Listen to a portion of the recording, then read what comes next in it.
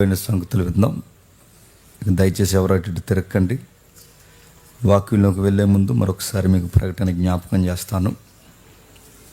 ఇక మనకి ఒక్క వారం మాత్రమే సెమినార్ కొరకు మనకి గడువు ఉంది. ఎవరైనా సెమినార్ కొరకు ఇంకా మీ తలంతులు కానీ మీ కష్టాన్ని కానీ మీ విలువైన సమయాన్ని ఆ సెమినార్లో వాడాలనుకుంటే మీ నేమ్స్ మాకు రికార్డెడ్గా తెలియచేయండి. ఎందుకంటే మళ్ళీ ఆ రోజు వచ్చి మేము కూడా చేస్తామన్నా అంటే మిమ్మల్ని తీసుకెళ్ళి అక్కడ కూర్చోబెట్టాలి, మాకు అర్థమవుతుంది. ఇక్కడ ముందుగానే చెప్పండి. ఇక రెండవది, ఈ సెమినార్ కొరకు కొంతమంది సహాయం చేస్తున్నారు. ఆన్లైన్లో ఆఫ్లైన్లో చాలామంది నాకు సహాయం చేస్తున్నారు. ఇంకా ఎవరైనా ఈ సెమినార్కి ఆర్థికంగా సహకరించాలనుకుంటే మీకు ఇంకా 10వ తారీఖు వరకు మీరు సహకరించవచ్చు. దానికి సంబంధించిన కాంటాక్ట్ నెంబర్ కూడా మీకు చెప్పాం, అది డిస్ప్లే మీద కూడా వస్తుంది. 7794021991. ఈ నెంబర్కి మీరు మీ కష్టాన్ని పంపించాలనుకున్నప్పుడు పంపించి దాని ఒక స్క్రీన్ షాట్ మాకు పెడితే మా ప్రేయర్ లిస్ట్లో అలాగే సహాయకుల యొక్క జాబితాలో మీ పేరు మేము రికార్డ్ చేసుకుంటాం. ఇక వాక్యంలోకి వెళదాం. ఆదికాండము మొదటి అధ్యాయం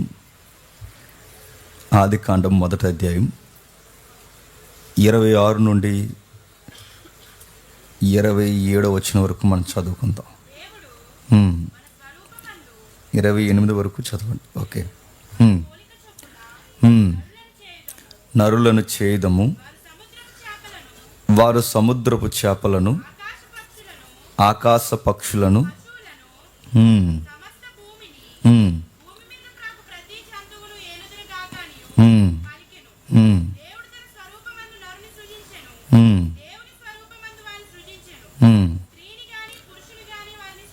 స్త్రీనుగాను పురుషునిగాను వారిని సృజించెను.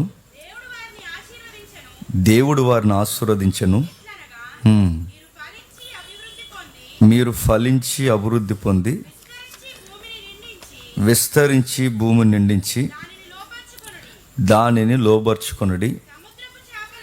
సముద్రపు చేపలను, ఆకాశ పక్షులను, భూమి మీద పొరాకు ప్రతి జీవిని ఏలుడని దేవుడు వారితో చెప్పెను. దేవుడు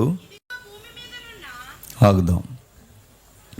కొన్ని వచనాలు మనకు సుపరిచితం, కొన్ని వచనాలు మనకు తెలిసినట్టే అనిపిస్తాయి. అలాంటి వచనాల్లో ఇదొకటి. బైబిల్ అంతా మీకు అర్థం కావాలంటే ఒక సింగిల్ లైన్ మీకు చెప్తాను, గమనించండి. బైబిల్ సుమారుగా 3 భాగాలుగా విడిపోయింది. ఎన్ని భాగాలు? 3 భాగాలు. మొదటి భాగము ఆదికాండం మొదటి అధ్యాయం నుండి 11వ అధ్యాయం వరకు ఒక భాగం.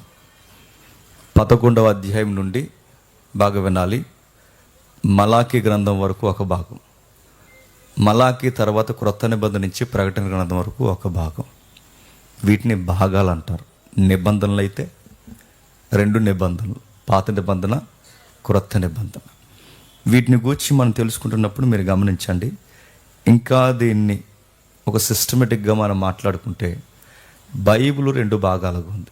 ఇంకా సిస్టమేటిక్ మనం చేసుకుంటే, ఒకటి ఆదికాండం మొదటి అధ్యాయం నుంచి 11వ అధ్యాయం వరకు ఆదాము మానవ ప్రపంచం దేవునితో ఎలా తెగిపోయిందో చెప్తుంది. అందుకే మొదటి అధ్యాయం నుంచి 11వ అధ్యాయం వరకు మానవుడు దేవునికి ఎలా దూరం అయిపోయాడో ఆ 11 అధ్యాయాలు చెప్తాయి. ఆ 11 అధ్యాయం తర్వాత 11 నుండి ప్రకటన గ్రంథం వరకు తెగిపోయిన బంధం మళ్ళీ దేవుడు ఎలా కలుపుకునే ప్రయత్నం చేశాడో మిగిలిన అధ్యాయాలు, పుస్తకాలు ప్రకటన గ్రంథం వరకు ఉంటుంది. ఇది బైబిల్ అంటే, మీకు సింగిల్ లైన్లో అర్థం కావాలి అంటే. అయితే ఈ చదివిన వాక్యాన్ని ఓ క్రమానుగతంగా చదవాలి. మనం అలా చదవం. మనం ఏదైనా ఒక పుస్తకం ఉందంటే దానికి ఒక కారకం ఉంటుంది, ఒక వస్తువు ఉందంటే దానికి ఒక కారణం ఉంటుంది. దాన్ని ఆ పర్పస్లోనే వాడాలి. అలా కాకుండా ఎలా పడితే అలా వాడేమేమనుకోండి, దానివల్ల ప్రమాదాలు జరుగుతాయి, ఇబ్బందులు జరుగుతాయి, నష్టం జరుగుతాయి, దానివల్ల ఉపయోగం ఉండదు. ఒక ఉదాహరణ చెప్తాను, వినండి. మొదట్లో కొండలను పేల్చడానికి మనుషులు చాలా కష్టపడేవారు. తర్వాత డైనమైట్ కనుక్కున్నారు. ఆ పెద్ద ప్రేలుడు కనుక్కున్న తర్వాత కొండలను పెగిలించడం అనేది చాలా ఈజీ అయింది. ఆ బాంబులు పెట్టడం, కొండలు బద్దలాసిపోవడం, దాని యొక్క రవాణా వ్యవస్థ పెరిగింది. డైనమైట్ వచ్చిన తర్వాత డైనమైట్ని ఎక్కడ వాడాలి? కొండల్లో వాడాలి. దాని పర్పస్ అదే. దాన్ని దీపావళికి వాడితే నెక్స్ట్ దీపావళికి ఎవడు ఉండడు. ఎలా వాడేదాన్ని అలాగే వాడాలి. ఎందుకు ఈ ఉదాహరణ మీకు చెప్తున్నానంటే, ఈ బైబిల్ అని ఈ పుస్తకం ఒక పర్పస్ మీద ఇచ్చాడు. దాన్ని అలాగే చదవాలి. దేవుడు ఒక ఉద్దేశంతో రాశాడు, ఆ ఉద్దేశంతోనే చదవాలి.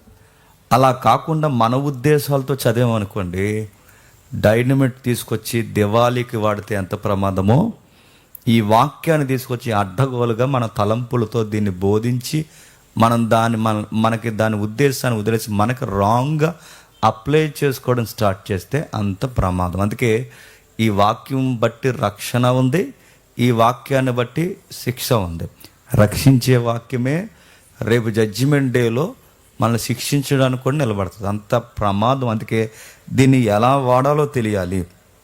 బైబిల్ ఎంత గొప్పదంటే ఒక ఉదాహరణ చెప్తాను.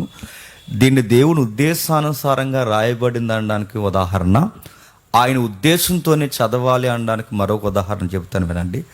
బైబిల్ చరిత్ర సుమారు ఇప్పటికీ 4000 చరిత్ర. ఎంత? 4000 సంవత్సరాల చరిత్ర. ఈ 4000 సంవత్సరాల చరిత్రని మీరు జాగ్రత్తగా అబ్జర్వ్ చేయండి. ఈ 4000 చరిత్రలో పుస్తకం అప్పటి నుండి ఇప్పటి వరకు 4000 సంవత్సరాల క్రితం పుస్తకాలు ఏమన్నా ఇప్పటికున్నా ఏమని చెప్పండి? లేవు. ఈ 4000 సంవత్సరాల్లో ఎన్నో తుఫాన్లు వచ్చాయి, భూకంపాలు వచ్చాయి, సునామీలు వచ్చాయి, మహాసామ్రాజ్యాలు కూలిపోయాయి, అంతరించిపోయాయి, మహారాజులు కూడా కనబడకుండా పోయారు, వారి ప్రతులు కూడా దొరకలేదు, భూమి కదిలిపోయింది, బండలు బద్దలాసిపోయాయి, ప్రకృతి బీభత్సకరమైన కార్యాలు మన కళ్ళ ఎదుట చరిత్రలో చూసాం. కానీ సామ్రాజ్యాలు అణచిపోయాయి, ఎన్నెన్నో జరిగిపోయాయి. కానీ ఇంతకాలంలో ఇన్ని మార్పులు, రాజ్యాల్లో ఇన్ని మార్పులు, సమాజంలో ఇన్ని మార్పులు, చేర్పులు, అధికారులు ఎక్కారు దిగారు, చరిత్రలో రకరకాల వంకర్లు తిరిగిన 4000 చరిత్రలో ఎన్ని జరిగిపోయినా మారింది ఏంటో తెలుసా? బైబిల్ మారలేదు, గుర్తుపెట్టుకోండి. అందుకే ఈ బైబిల్ గ్రంథం వెనకాల దేవుడు ఉన్నాడు అంటారు చరిత్రకారులు. ఇంత చరిత్ర మారిపోయినా, ఇన్ని తుఫాన్లు వచ్చి రకరకాల పరిస్థితులు సృష్టించిన బైబిల్ అనేది మారలేదు. అలాంటి మారని గ్రంథం వెనకాల దేవుడు ఉన్నాడు కనుకే ఈ గ్రంథాన్ని దేవుడు చెప్పినట్టే మనం చదవాలి, దేవుడు అనుకున్నట్టే చదవాలి, దేవుడు కోరుకున్నట్టే చదవాలి. ఇది ఏం చెప్తున్నాడు? ఈ చెబుతున్నది ఒక రాజరికాన్ని కొరకు మాట్లాడుతున్నాడు. ఇప్పుడు మనం చదివిన వచనాలు ఏవైతే ఉన్నాయో ఇవి ఒక రాజరికానికి సంబంధించినవి. ఏమి రాజరికానికి సంబంధించినవి? ఉదాహరణ చెప్తాను వినండి, మీకు అర్థమయ్యేలా మాత్రమే చెప్తాను వినండి. ఒక రాజరికానికి మాత్రమే చెప్తున్నాడు. ఏం చెప్తున్నాడు అంటే, దేవుడు ఈ యావత్తు ప్రకృతిని కొన్ని డిపార్ట్మెంట్లుగా దేవుడు విడదీశాడట. ఈరోజు నేను ప్రసంగం చెప్పను కానీ మీకు అర్థమయ్యేలా ఒక టీచర్లా మాట్లాడతాను. కొంచెం నా వైపు సీరియస్గా చూడకుండా అర్థమయ్యేలా చూడండి, నేను చెప్తాను. ఓకే, ఏం చెప్తున్నాడు దేవుడు? ఏం చెప్తున్నాడంటే, దేవుడు కొన్ని డిపార్ట్మెంట్స్ విడదీశాడంట ఈ యూనివర్స్లో, ఈ సృష్టిలో. అవి రన్ అవుతూ ఉంటాయి. అవి రన్ అవుతున్నాయో లేదో సరిగ్గా చూసుకోవాల్సిన బాధ్యత ఎవరిది? ఆదాము, నీది. దాన్ని నువ్వు ఏలాలి. అంటే నువ్వు ఎలాంటి వాడు అంటే, నేను ఒక పెద్ద రాజునైతే ఆ రాజుకి కింద ఉన్న చిన్న బులిరాజువి నువ్వన్నమాట. ఎవరు? ఆదామైన నువ్వేం చేయాలి? ఏ సెక్టార్లో ఏ డిపార్ట్మెంట్ ఎలా పనిచేస్తుందో నువ్వు చూడాలి. దీన్ని ఏలడం అంటారు. ఈ ఏలే గుణగణాలు నీకు తెలియాలి. ఇంకా మీకు బాగా అర్థం కావాలంటే, ఇప్పుడు ఒక జిల్లా తీసుకోండి, ఒక రాష్ట్రం తీసుకోండి. ఇప్పుడు ఒక జిల్లా తీసుకోండి. జిల్లాకు ఒక కలెక్టర్ ఉంటారు, తెలుసు కదా. కలెక్టర్ దేనికి? డ్రైనేజీలో వాటర్ సరిగా వెళ్తుందో లేదో చూడడానిక? కలెక్టర్ దేనికి చెప్పాలి? అది అడ్మినిస్ట్రేషన్. దేన్ని ఆపరేట్ చేయడానికినా? దేనికి? కలెక్టర్ కింద కొన్ని డిపార్ట్మెంట్లు పనిచేస్తాయి. మున్సిపాలిటీ అయినా ఆయన కింద ఉండాలి, నెక్స్ట్ రెవెన్యూ అయినా ఆయన కింద ఉండాలి, పోలీస్ శాఖ అయినా ఆయన కింద ఉండాలి. ప్రతి డిపార్ట్మెంట్ అంటే ఇన్ని డిపార్ట్మెంట్ల మీద టాప్ ది డిపార్ట్మెంట్ ఎవరన్నమాట? Collector, that is collector. గుర్తుపెట్టు. ఇది మీకు అర్థమైతే ఈ విశ్వంలో చాలా డిపార్ట్మెంట్లు ఉన్నాయి. వాటన్నిటి మీద హెడ్ ఆఫ్ ది డిపార్ట్మెంట్గా దేవుడు ఎవరిని పెట్టాడంటే అది ఆదాముని పెట్టాడు. ఇప్పుడు నువ్వేం చేయాలంటే ఇవి ఎలా పనిచేస్తున్నాయో చూడాలి, జీవరాశిని ఏలాలి. అంటే ఈ సృష్టిని ఒక సిస్టమేటిక్గా నువ్వు నడిపించాలి, దీన్ని నువ్వు ఏలాలి. ఇంత పెద్ద వ్యవస్థను ఏలాలి అంటే వెంటనే తీసుకెళ్ళి చైర్లో కూర్చోబెట్టేస్తే వేయలేగలడా? ఆ మాటలు మీకు అర్థమవుతాయి. ఇప్పుడు జాబ్ వచ్చిందండి, ఐఏఎస్ ఐపీఎస్ మనకు కాదులేండి, బాగా చదువుకున్న వాళ్ళకి వచ్చింది అనుకోండి, వెంటనే తీసుకెళ్ళి జిల్లాని చేతిలో పెట్టేస్తారా? వెంటనే తీసుకెళ్ళి రాష్ట్రాన్ని చేతుల్లో పెట్టేస్తారా? వెంటనే తీసుకెళ్ళి దేశాన్ని చేతుల్లో పెట్టేస్తారా? వెంటనే బెటరు. ఒక ట్రైనింగ్ ఉంటుంది. ఆ ట్రైనింగ్లో ఎలా పరిపాలించాలో నేర్పిస్తారు, సబ్జెక్ట్ ఉంటుంది, ప్రాక్టికల్స్ ఉంటాయి. ఇవన్నీ సరిగ్గా నేర్పిస్తున్నప్పుడు వాళ్ళక్కడ మళ్ళీ ఆ టెస్టులు పాస్ అయితేనే అప్పుడు తీసుకొచ్చి వాళ్ళని సీన్లో నిలబెడతారు. అక్కడ కూడా వీళ్ళు సరిగ్గా ఉండలేకపోయారు అనుకోండి, ఇంకా ట్రైనింగ్ పొడిగిస్తారు, ఇంకా షార్ప్గా వచ్చే వరకు. మీకు ఇంకా బాగా అర్థం కావాలంటే ఇప్పుడు పోలీస్ శాఖ ఉందనుకోండి, వెంటనే తీసుకొచ్చి ఏమి డిపార్ట్మెంట్లో కూర్చోబెట్టారు, 9 నెలలు రుద్దుతారు పట్టుకొని. ఆ 9 నెలలు రుద్ది, బాగా వినాలి, రుద్ది ఇంకా ట్రైనింగ్ సరిపోలేదనుకుంటే వీడికి ఇంకా సైన్ అప్ అవ్వకపోతే వీడిని ఇంకా రుద్దుతారు, ట్రైనింగ్ పొడిగిస్తారు. ఇంకా రుద్దేది చెప్పిన గ్రే హౌండ్స్ కూడా తీసుకెళ్తారు. అంటే రాత్రులు అడవుల్లో వదిలేస్తారనమాట. ఇంత ట్రైనింగ్ అయిన తర్వాత అప్పుడు తీసుకొచ్చి డిసిప్లిన్ ఫోర్స్ అని చెప్పి అందులో పెడతారు. వీడికి ఏమీ నేర్పించకుండా డైరెక్ట్ తీసుకొచ్చి అక్కడ పెట్టారు అనుకోండి, ఏం చేస్తాడు? బయట తాగుపోతాడు, అలా మాట్లాడతాడు. ఏమీ తెలియకుండా తీసుకొచ్చి ఉద్యోగంలో కూర్చోబెట్టి ఏమైపోద్ది? ఆ ఉద్యోగం సరిగ్గా నడుస్తుందా? నడవదు. అందుకే ఏ ఉద్యోగం చేయాలన్నా, ఏ పని చేయాలన్నా ఏం చేయాలి? ట్రైనింగ్ ఇవ్వాలి. ఇది బాగా వినండి, నేను ప్రసంగం చెప్పలే, కొంచెం జాగ్రత్తగా వినండి సబ్జెక్ట్. ఇప్పుడు ఇంత పెద్ద వ్యవస్థను ఆదాము పరిపాలించాలంటే ఆదాముకి ట్రైనింగ్ సెంటర్ ఉండాలా వద్దా? ఉండాలి. ఇంత పెద్ద వ్యవస్థను పరిపాలించాలంటే మరి ఆదాముకి ట్రైనింగ్ సెంటర్ ఎక్కడుంది చెప్పాలి. మీకు అర్థమయ్యే తక్కని చెప్పాలి. అది ఏదైనా తోట. అంటే ఏదైనా తోట ట్రైనింగ్ సెంటరా? ఎస్, అది ఒక ట్రైనింగ్ సెంటర్. నువ్వు నమ్మినా నమ్మకపోయినా అది ఒక ట్రైనింగ్ సెంటర్ దాన్ని. అందుకే అక్కడ వాడిన పదాలు మనం చూస్తుంటే అప్పుడు మనకు అర్థమవుద్ది ఏమని చెప్తున్నాడు దేవుడు. దానికి ట్రైనప్ చేయడానికి ఏమంటున్నాడంటే, నువ్వు దేవుని స్వరూపం అంటే నా స్వరూపంలో ఉన్నావు గనక, పరిపాలించే స్థితిలో ఉన్నావు గనక, యావత్తు భూమిని ఏలడానికి నిన్నేం చేస్తున్నానంటే తోటను ఎలా సేద్యపరచాలో ముందు నేర్చుకో. నెక్స్ట్ జీవుల్ని ఎలా ఏలాలో ముందు నేర్చుకో.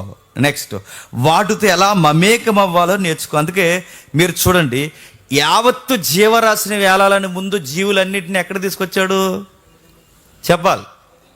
ట్రైనింగ్ సెంటర్లోకి తీసుకొచ్చాడు. దేంట్లోకి? తోటలోకి. ఇంకా బాగా వినాలి, యావత్తు జీవరాశిని ఎలా ఏలాలో తెలియడానికి ముందు తోటలోకి తీసుకొచ్చాడు. ఎలా సేద్యపరచాలి, యావత్తు భూమిని ఎలా సేద్యపరచాలో తెలియడానికి ముందు దేన్ని సేద్యపరచమన్నాడు చెప్పాలి? తోటని సేద్యపరచమన్నాడు. అందుకే చూడండి, బాస్ అండ్ ఎంప్లాయ్ ఆ సెన్స్ మనకు కనబడుతుంది. చూడండి, సరిగ్గా బాస్ ఈవినింగ్ టైం వస్తాడట. ఎవరు? ఎక్కడికి? ట్రైనింగ్ సెంటర్కి వచ్చి ఏమడుగుతాడు చెప్పండి? ఏ ఆదాం పరిస్థితులు ఎలా ఉన్నాయి అంటే అకౌంటబిలిటీ అంటారు దాన్ని. అంటే మీకు అర్థమైతే ఆదాముకి దేవుడు ట్రైనింగ్ ఇస్తున్నాడు ఏదైనా తోటలో, కానీ మనోడు ట్రైనింగ్లోనే చెప్పాలి గండి కొట్టాడు అన్నమాట. అర్థమవుతుందంటే ఏదో పోయింది మనకి, ఏదో కోల్పోయాం. మనకి దేవుని యొక్క పెద్ద ఉద్దేశానికే మనం భగ్నం చేసాం. మన పితరుడు పెద్ద గాయమే చేశాడు, అదే బైబిల్లో తెగిపోయిందని చెబుతుంది. అంటే ఏదో జరగాల్సింది జరగకుండా పోయింది, ఎక్కడో ఉండాల్సిన వారం ఉండకుండా పోయాం, ఏదో మహిమ కావలసిన మనం మహిమ లేకుండా పోయాం. మొత్తం మీద ఏదో నష్టం జరిగింది. ట్రైనింగ్లోనే వ్యవస్థ కుప్పకూలిపోయింది. దాన్ని మనం తెలుసుకుందాం. ఇప్పుడు చదవండి, 1వ అధ్యాయం 26వ వచనం నుండి. దేవుడు తన మన స్వరూపమందు మన పోలుకు చొప్పున నరులను చేయుదము, వారు సముద్రపు చేపలను, ఆకాశ పక్షులను, పశువులను, సమస్త భూమిని, భూమి మీద ప్రాకు ప్రతి జీవిని ఏలుదురుగాకని భూమి మీద ప్రాకు చెప్పండి, ప్రతి జీవిని ఏలుదురుగాకని. ఎప్పుడు గుర్తుపెట్టుకోండి, దేవుడికి ఒక మైండ్ ఉంటుందండి. ఆ మైండ్ ఏంటి చెప్పిన, పెద్ద పని అప్పగించాలంటే ముందు చిన్న పని అప్పగిస్తాడు. ఇంకా మీకు బాగా అర్థం కావాలంటే, నేను ఒక బెస్ట్ సింగర్ని దేవుడు చేయాలనుకోండి, ముందు నీకు చిన్న చిన్న అవకాశాలు ఇక్కడ ఇస్తాడనమాట. నువ్వు ఎక్కడే డెగ్గొట్టి డొమ్మా కొట్టి తిరుగుతున్నావు అనుకో, చెప్పండి, నువ్వు బెస్ట్ ఐడియల్ వర్షిప్కి వెళ్ళో క్షమించండి, ఐడియా ప్రైజ్ తీసుకోవడానికి వెళ్ళో గుర్తుపెట్టుకోండి. అంటే ఏదన్నా చిన్నది. ఇప్పుడు నేను ఇక్కడ ఉన్నాను, ఈరోజు ఇక్కడ నిలబడి ఇంతమందికి నేను చెబుతున్నానంటే, నా ఎర్లీ స్టేజ్లో నేను సండే స్కూల్ ముందు చెప్పాలి.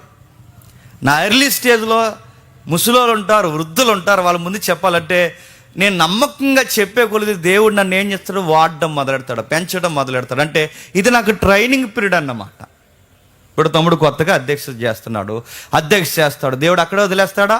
తన నిపుణత, తన బాధ్యత, తన యొక్క దేవుని పట్ల తనకున్న ఆ అకౌంటబిలిటీ మెయింటైన్ చేస్తే ఇంకా వాడతాడు. అధ్యక్షుడు కాస్త గొప్ప ప్రసంగికుడిగా దేవుడు మార్చుకుంటాడు. అధ్యక్షుడి దగ్గర దొంగేసాలు వేస్తే పక్కెళ్ళి ఆడుకో అని చెప్తాడు. నా మాటలు అర్థమవుతున్నాయి? అంటే ఏదన్నా ఒక బాధ్యత అన్నమాట, ఏదన్నా ఒక అకౌంటబిలిటీ, ఏదన్నా ఎదగాలంటే ఇప్పుడు ఆదాముకి బాధ్యత నేర్పిస్తున్నాడు, ఆదాముకి భవిష్యత్తు నేర్పిస్తున్నాడు, ఆదాముకి ట్రైనింగ్ ఇస్తున్నాడు. ఎందుకు ఇవన్నీ నేర్పిస్తున్నాడు? నీకు పెద్ద ప్రాజెక్ట్ ఉంది నీకు. ఆ ప్రాజెక్ట్లో నువ్వు కీలకమైన పాత్ర నువ్వు పోషించాలంటే ముందు జాగ్రత్త. అందుకే దేవుడు చూడండి, నరుణ్ణి చేస్తున్నప్పుడు, ఆయన కార్యాలు చేస్తున్నప్పుడు అన్నీ ఆదాము కళ్ళ ముందే చేశాడు. చదవండి ఒకసారి ఆదికాండము 2వ అధ్యాయం. ఆదికాండము 2వ అధ్యాయం జాగ్రత్తగా వినండి. ఆదికాండము 2వ అధ్యాయం 7వ వచనం నుండి. ఆదికాండము 2వ అధ్యాయం 7వ వచనం నుండి. దేవుడైన యెహోవా నేల మట్టితో నరుని నిర్మించి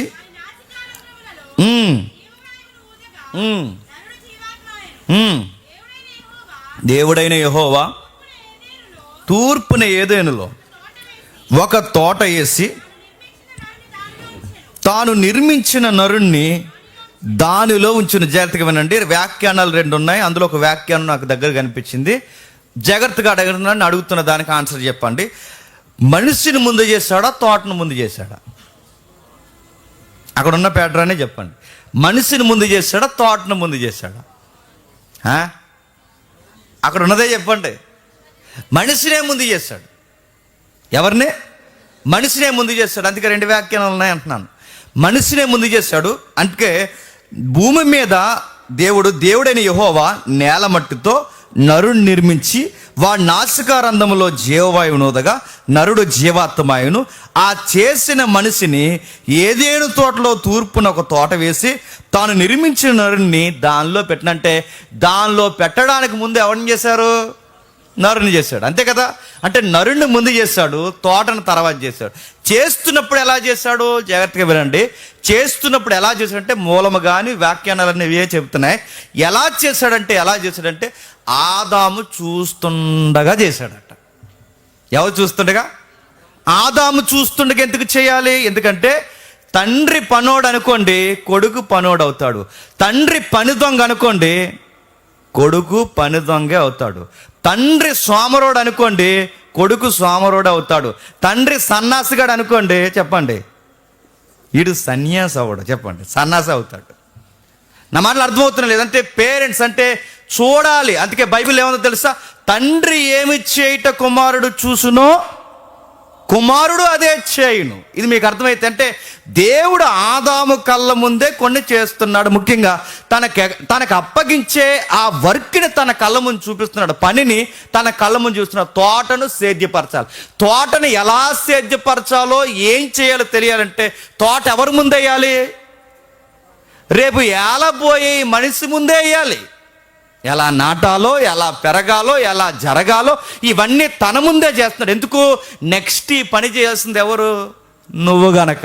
అందుకే తనకు చూపిస్తున్నాడు. తను నిర్మించిన మనిషిని తీసుకెళ్ళి తోట వేస్తున్నాడు. తోట అన్నదానికి ఏమంటాడు తెలుసా? మూలంలో అక్కడ తోట వేసిన తర్వాత గుర్తుపట్టండి, నేల మట్టుతో చేసిన నరుణ్ణి తీసుకెళ్ళి ఆ తోటలో పెట్టాడు. ఎందుకు పెట్టా ప్రభు అంటే, ఇప్పుడు మళ్ళీ నీకు ఒక పని ఉంది, నేను చేస్తాను, ఇప్పుడు నాతో పాటు నువ్వేం చేయాలంటే నువ్వు కూడా కలిసి పని చేయాలి. నా మాటలు అర్థమవుతులేదు. ఎలా పని చేయాలి? వెయిట్ మై సన్ వెయిట్, ఇది ఇలా పక్కకు రా. ఇప్పుడు జంతువులు వస్తాయి, ఇప్పుడు ఏం చేస్తావంటే వాటికి పేర్లు పెట్టాలి. వర్క్లో ఏం చేస్తున్నాడు బాసులో వర్క్ ఏం చేస్తున్నాడు చెప్పండి? కొత్తగా జాయిన్ అయిన ఎంప్లాయీని దగ్గరుండి ఎలా నేర్పిస్తాడో అలా నేర్పిస్తాడు. ఇలా రా, ఇప్పుడు ఇట్లా పేర్లు పెట్టారు, ఇలా రా, ఇది చెట్టు, ఇలా రా, ఇది చెట్టు, అన్ని చెట్లు ఉన్నాయిగా, మధ్యలో 2 ఉన్నాయిగా, వాటితో జాగ్రత్త ఇవన్నీ చెబుతున్నాడు. చూసారా? ఒక ట్రైనింగ్ ఇస్తున్నట్టు, అంటే ఒక నేర్పిస్తున్నాడు. ఎందుకు? ఎన్ని రోజులు లేదా ఏటేళ్ల కాలం నేను ఉండను, నేను సంధ్య వేళ వస్తూ పోతూ ఉంటాను. ఇప్పుడు నీకు ఒక వర్క్ ఫామ్ చేసి, ఒక సిస్టమ్ ఫామ్ చేసి అందులో నిన్ను రాజుగా పెడతాను. ఇప్పుడు నేను చేస్తున్న ఈ పాత్ర ఎవరు పోషించాలి? నువ్వు పోషించాలి. నువ్వు పోషించినప్పుడు నాకు ప్రతినిధిగా నువ్వు ఉంటావు, నాకు అకౌంటబిలిటీగా ఉంటావు, నాకు ప్రతిబింబంగా ఉంటావు. నువ్వు ఇది చేయాలని ఆదాముకు దేవుడు దగ్గరుండి తోట ఎలా వేస్తున్నాడో చూపిస్తున్నాడు. ఇప్పుడు జంతువులను రప్పించి 17 వచనంలో ఏం చేస్తా, 18 వచనంలో ఏం చేస్తున్నాడు చూడండి. మరియు దేవుడైన యెహోవా, కిందికి 19 వచనం, దేవుడైన యెహోవా ప్రతి భూజంతువును ప్రతి ఆకాశ పక్షిని నేల నుండి నిర్మించి ఆదాము వాటికి ఏ పేరు పెట్టునో చూచుటకు అతని యొద్దకు వాటిని రప్పించెను. ఆదాము ఏ పేరు పెట్టెనో ఆ పేరు దానికి కలిగెను. అప్పుడు ఆదాము ఆకాశ పక్షులకును సమస్త భూజంతువులకును పేర్లు పెట్టిన. అడుగుతున్నాను, జంతువులు పిలిపించిన వాడు, జంతువులు సృష్టించిన వాడు జంతువులకి ఎందుకు పేర్లు పెట్టట్లేదు? పని నేర్పిస్తున్నాడు. గుర్తుపెట్టుకోండి, మన దేవుడికి, ఇంకా మీకు ఎలా దేవుడు అనే పదం దూరంగా ఉందేమో, మన తండ్రి అయిన దేవునికి, మన తండ్రికి ఉండే గొప్ప గుణం ఏంటో చెప్పనా?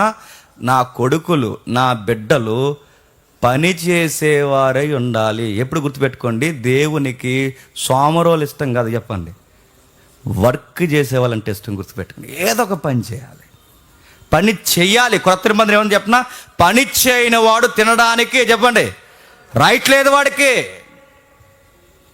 నేను మళ్ళీ చాలా మందిని చూస్తాను, నాకు అలా ఖాళీగా కనబడ తిక్కలేసిపోతా. నాకు ఏదో ఒక పని చేయాలి, ఏదో ఒక పని. మనిషి అన్నవాడు పని చేయాలి. దేవుడు మనిషిని దేనికి చేసింటే వర్క్ చేయాలి, పని చేయాలి. ఆదామును పిలిచాడు, ఇదిగో సాయంత్రం ఒక పండు, మధ్యాహ్నం ఒక పండు, ఉదయాన్నం ఒక పండు, నీకు నచ్చిన పళ్ళన్నీ చూసుకుని చక్కగా జ్యూస్ చేసి తాగేసి మళ్ళీ సాయంత్రం నిద్రపోయి సాయంత్రం లేగా అన్నాడా? పని చేయి అని చెప్పాడు. పని చేయి. ఏం పని చేయాలి? పని చేయి, నేను చెప్పిన పని చేయి. ఆ పనిని ఒక సిస్టమేటిక్గా చేయి, ఆ పనికి ఒక అకౌంటబిలిటీగా చేయి. నేను సంధి వేలొస్తాను, పని ఎలా ఉందో నాకు, పరిస్థితులు ఎలా ఉన్నాయి నువ్వు చెప్పాలి. అంటే మన దేవునికి క్యారెక్టర్ మీకు ఏం కనబడుతుంది చెప్పండి? పని పని పని పని పని చెయ్యాలి. మ్యాన్హుడ్ అంటే ఏంటో తెలుసా? మగతనం అంటే ఏంటో తెలుసా? పని చెయ్యాలి. That is manhood. మగలక్షణం అంటే అదే, మగతనం అంటే అదే. మగవాళ్ళు అంటే ఇంకా ఆడవాళ్ళందరూ తినేసి నిద్రపోమని కాదు, మీ పని కూడా మీది. హ్యూమెన్హుడ్ అన్న కూడా మీరు కూడా గృహ పరిపాలన జరిగే పని చేయాలి. క్రొత్త నిబంధన స్త్రీలను ఏమందో తెలుసా? సుఖభోగములు యందు సుఖించినది చచ్చిన దానితో సమానం అంది. అంటే దాని అర్థం ఏంటి? వర్క్ చేయాలి, పని చేయాలంటే పని చేసేవారిని దేవుడు ఇష్టపడతాడండి. పని చేసేవారిని పనికొచ్చే పాత్రగా మరుస్తాడు. నువ్వెంత కష్టపడితే, నువ్వు ఎంత నిపుణత కలిగి, నువ్వు ఎంత అకౌంటబిలిటీ ఉంటే దేవుడు గ్రాప్ పెంచుతాడు అనమాట. ఇదేనండి సక్సెస్ స్టోరీ అంటే. చాలా మంది తెలియదు ఈ సీక్రెట్. అందుకే దేవుడు చెబుతున్నాడు, తన కష్టాన్ని చూపిస్తున్నాడు. తోటలోకి జంతువులు పిలిచి ఏం చెప్తున్నాడు? రప్పించాడు, పేర్లు పెట్టమంటున్నాడు. ఇదంతా ఎక్కడ జరుగుతుందండి? ఇదంతా ఎక్కడ జరుగుతుంది? తోటకు బయట, తోట లోపల. తోట లోపల అంటే తోట లోపల జరుగుతుందంటే దీన్ని ఏమంటారు? ట్రైనింగ్ సెంటర్ అన్నమాట. మొక్కలు ఎలా వేసాడు చూపిస్తున్నాడు, జంతువులను పిలుస్తున్నాడు, పేర్లు పెట్టమంటున్నాడు. నేను అడుగుతున్నాను, భూమి మీద అక్కడక్కడ ఉంటే అలా వెళ్ళి కొంచెం అలా తిరిగి ఉత్తర అమెరికా, దక్షిణ అమెరికా అన్నీ తిరిగి ఇలా తిరిగి వచ్చేట్లు పేరెట్టు అన్నాడా? అవి నీ దగ్గరకు వస్తాయి, తోటలోకి వస్తాయి. దాన్ని అందుకే ఎబ్రీలో ఏమని పదం వాడారు తెలుసా? గేన్ అని పదం వాడారు.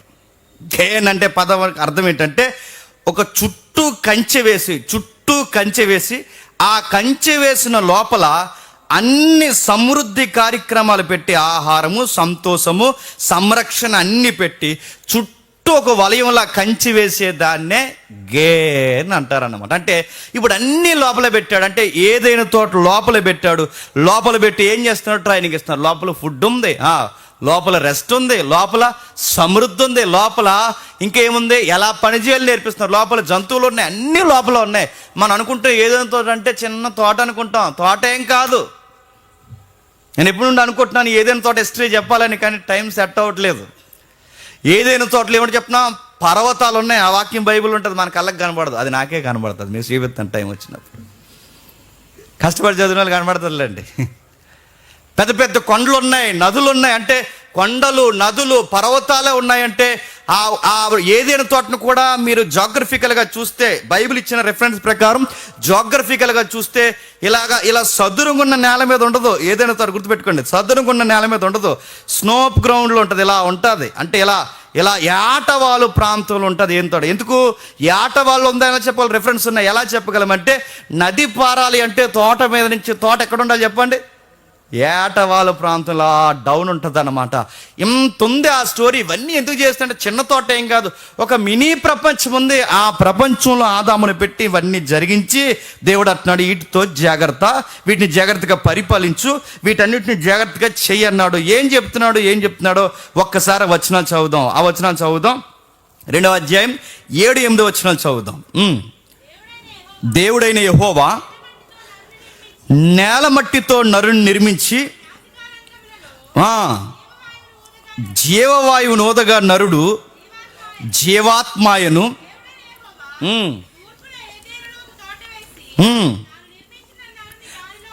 తాను నిర్మించిన నరుణ్ణి దానిలో ఉంచెను అని చెబుతూ 15వ వచనంలో ఏమంటున్నాడు చూడండి. మరియు దేవుడైన యెహోవా నరుని తీసుకొని ఏదైనా తోటను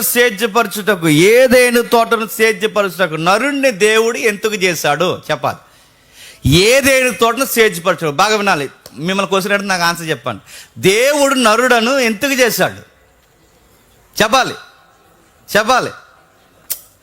ఉన్నదాన్ని చెప్పండి. దేవుడు నరుడను ఎందుకు చేశాడు చెప్పాలి. ఏం సేద్యపరచడానికి నడుతున్నాను. ఒకవేళ ఏదైనా తోటనే సేద్యపరచడానికి అయితే మరి మొదటి అధ్యాయం ఇందాక నుంచి చదువుతున్నాం మనం 26, 27, 28 వచనాలు. ఏంటి? యావత్తు భూమిని చెప్పండి పరిపాలించాలి, యావత్తు భూమిని పాలించాలి. మరి యావత్తు భూమిని పాలించమని మొదటి అధ్యాయంలో చెప్పిన దేవుడు, యావత్తు భూమిని పాలించమని చెప్పిన మొదటి అధ్యాయంలో చెప్పిన దేవుడు 2వ అధ్యాయంకి వచ్చేసరికి దేన్ని మాత్రమే సేద్యపరచాలట? ఎందుకట చెప్పాలి. ట్రైనింగ్ కనుక. అది ఏంటది? ట్రైనింగ్లో అంటే ముందు వర్క్ చేయి, ముందు ఎక్కువ నువ్వు ఖచ్చితమైతే ఇందులో నీకు నిపుణత వస్తే అప్పుడు నెక్స్ట్ స్టేజ్ ఉంది. ఏంటి? ఈ సృష్టి పరిపాలిస్తా. అంటే మొదటి వర్క్ ఇది ప్రారంభిస్తుంటే పెద్ద ప్లాన్ ఉంది ఆయనకి. అంత పెద్ద ప్లానింగ్లోకి వెళ్ళాలంటే ముందు ఏముండాలి చెప్పండి? ట్రైనింగ్ జరుగుతుంది. అందుకే ఏదైనా తోటను సేద్యపరచుటకును దాన్ని కాయుటకును దానిలో ఉంచును సేద్యపరచడం. దానికి హెబ్రీలో ఏమంటారు తెలుసా? అబాండ్ అంటాడు. అబాండ్ అంటే ఈ పదం ఎక్కడ పడితే అక్కడ వాడరు. అబాండ్ అనే పదం ఎక్కడ వాడతారంటే దేవునికి మనిషికి, బాగా వినాలి, దేవునికి మనిషికి పని చేసే వ్యక్తిని ఈ వర్క్ని ఏమంటారంటే అబాండ్ అంటారు, సేద్యపరచుట. చాలామంది ఈ చదివేసి పైన ఏమన్నారంటే పరిపాలించడం అంటే ఏంటండి, ఏదైనా తోటని సృష్టిని పరిపాలించడం అంటే సేద్యపరచడం అంటే ఏంటని ఎప్పుడో నేను బైబిల్ చదువుకున్న టైంలో ఒక అబ్బాయి ఇంకొక గురువు గారిని అడిగాడు, సేద్యపరచడం అంటే ఏంటండి అంటే, సేద్యపరచడం అంటే ఏంటంటో సాయంత్రానికి ఆకులన్నీ రాలిపోతాయి కదా, ఏ ఆకులు ఏదైనా తోటలో ఆకులన్నీ రాలిపోతే సాయంత్రం పక్క తుడిసేయడమే, అదే సేద్యపరచడం అంటే అన్న. ఇటు ఆకులు తొట్టమా? అందుకే కొన్ని వచనాలు అర్థం కావాలంటే కొన్ని మూలాలు తెలియాలి. ఈ చదవకి వెళ్ళి ఏమంటారంటే తెలుగు బైబిల్ చాలండి, ఇంక మాకు మూలాలు అవసరం లేదంటారు. మూలాలు చదవకపోతే చీపురెట్టుకు తయారవుతుంది తొడ్డానికి. చదవాలి, ప్రతిదీ చదవాలి. అందుకే బైబిల్కి ఒక పర్పస్ ఉంది. ఇందాక చెప్పానుగా, ఆ దేవుని ఉద్దేశంతో చదవాలి. నీ ఉద్దేశంతో చదివితే నీ లోకల్ నాలెడ్జ్లోనే బైబిల్ అర్థమవుద్ది. అందుకే సేద్యపరచుట అంటే అబాండ్ అన్నాడంటే ఏంటి దీని అర్థం అంటే ఈ పదం గుర్తుపెట్టుకుని లాస్ట్కి లేక మీకు అర్థమవుద్ది. ఈ పదాన్ని ఎక్కడ వాడతారు అనుకున్నారు?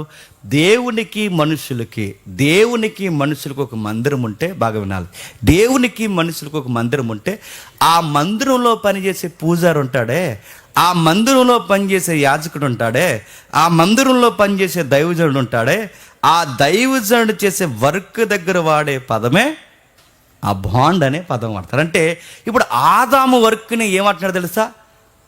మందిరంలో పనిచేస్తున్న పూజారి అన్నమాట. ఇప్పుడు మళ్ళీ మందిరం అంటే టెంపుల్ అండి అనకూడదు, అలా చెప్పకూడదు. మందిరం అంటే ఇప్పుడు ఇల్లు ఉందండి, ఇల్లు అంటే ఏంటి? హౌస్ అనకూడదు, చెప్పండి. ఇల్లు అంటే నివాసం. ఎవరు ఉండడానికి? చెప్పాలి, ఎవరు ఉండడానికి? నేను ఉంటాను. ఇల్లులో నివాసం అయితే ఇంట్లో నేను ఉండడానికి, మందిరం నివాసం అయితే మందిరంలో ఎవరు ఉండడానికి? అది ఇప్పుడు మీకు అర్థం అవ్వాలి. ఇప్పుడు దీని బాగుండ అభాండ్ అనే పదము ఒక పూజారి చేసే వర్క్ దగ్గర వాడతారు. ఇప్పుడు ఏదైనా తోట, బాగా వినాలి, ఏదైనా తోట లేదా ఈ భూమి ఎక్కడ వాడుతున్న పదమో తెలుసా? దేవుని నివాస స్థలం అన్నమాట. ఏదైనా తోట మీకు నమ్మడానికి ఇబ్బందికరంగా కొంచెం ఎక్కడో కొన్ని వచనాలు గుర్తు రావచ్చు, అయినా ఇది వాస్తవం. మళ్ళీ చెప్తున్నాను, దేవుడు మానవుడితో కలిసి ఉండాలనుకుంటున్నాడు, నివాస స్థలంగా మార్చాలనుకుంటా. అంటే ఇది నరులకు నివాసయోగ్యమైన స్థలం మాత్రమే కాదు, చెప్పాలి, ఇది నరులకు నివాసయోగ్యమైన స్థలం మాత్రమే కాదు, దేవుడు కూడా మనతో ఉండి వెళ్ళడానికి ఏర్పరచుకున్న నివాస స్థలమే ఈ భూలోకము. దాన్నే అబాండ్ అంటే దేవుడు వచ్చేళ్ళే స్థలముగా ఈ భూమిని, ఈ తోటని దేవుడు మార్చుకుని, ఆ దేవుడు వెళ్ళొచ్చే స్థలానికి ఈ మనిషి వాడే పదాన్ని, మనిషి చేస్తున్న పనికి వాడిన పదమే అబాండ్ అనే పదం వాడారు. ఇంకో పదం వాడారు, సేద్యపరచుటకును కాచుటకును. ఏంటట? సేద్యపరచుటకును కాచుటకును. సేద్యపరచడం అంటే మనకు అర్థమైంది, కాచుట అంటే సంహార్ అనే పదం వాడతారు. అంటే దాని అర్థం ఏంటి? దాని అర్థం ఏంటంటే చేస్తున్న పనిని కేవలం పనే మాత్రమే చేయక ఆచరిస్తూ పని చేయడం. నా మాటలు అర్థమవుతుందా? కాచుట అనే పదానికి ఆచరిస్తూ అంటే చేస్తున్న పనిని ఆచరణలో పెడుతూ, చేస్తున్న పనిని వ్యక్తి ఇన్వాల్వ్ అవుతూ, ఆ పని తన బతుకులో చూపిస్తూ ఆ వర్క్ని జరిగించే దాన్నే కాచుట అంటారు. ఇప్పుడు చెప్పండి, అంటే అచ్చు ఇది ఎలాంటిదంటే ఓ గుడిలో పూజారి చేసే పని లాంటిది అనమాట. ఇది అచ్చు ఎలాంటిదంటే ఒక మందిరంలో యాజకుడు చేసే పని లాంటిది అనమాట. అంటే ఇదంతా ఎందుకు చెప్తున్నాడు దేవుడు ఎందుకు చెప్తున్నాడు అంటే, ఇది మనకి బాగా అర్థం కావాలంటే ఇది ఒక రెస్ట్ ప్లేస్ అన్నాడు. దేన్ని? భూలోకాన్ని, ఏదైనా తోటని. అది మీరు ఎలా చెప్పగలరండి అంటే 2వ అధ్యాయంకి రండి ఒకసారి. 2వ అధ్యాయం మొదటి వచనం చూడండి. 2వ అధ్యాయం మొదటి వచనం నుండి ముగిద్దాం.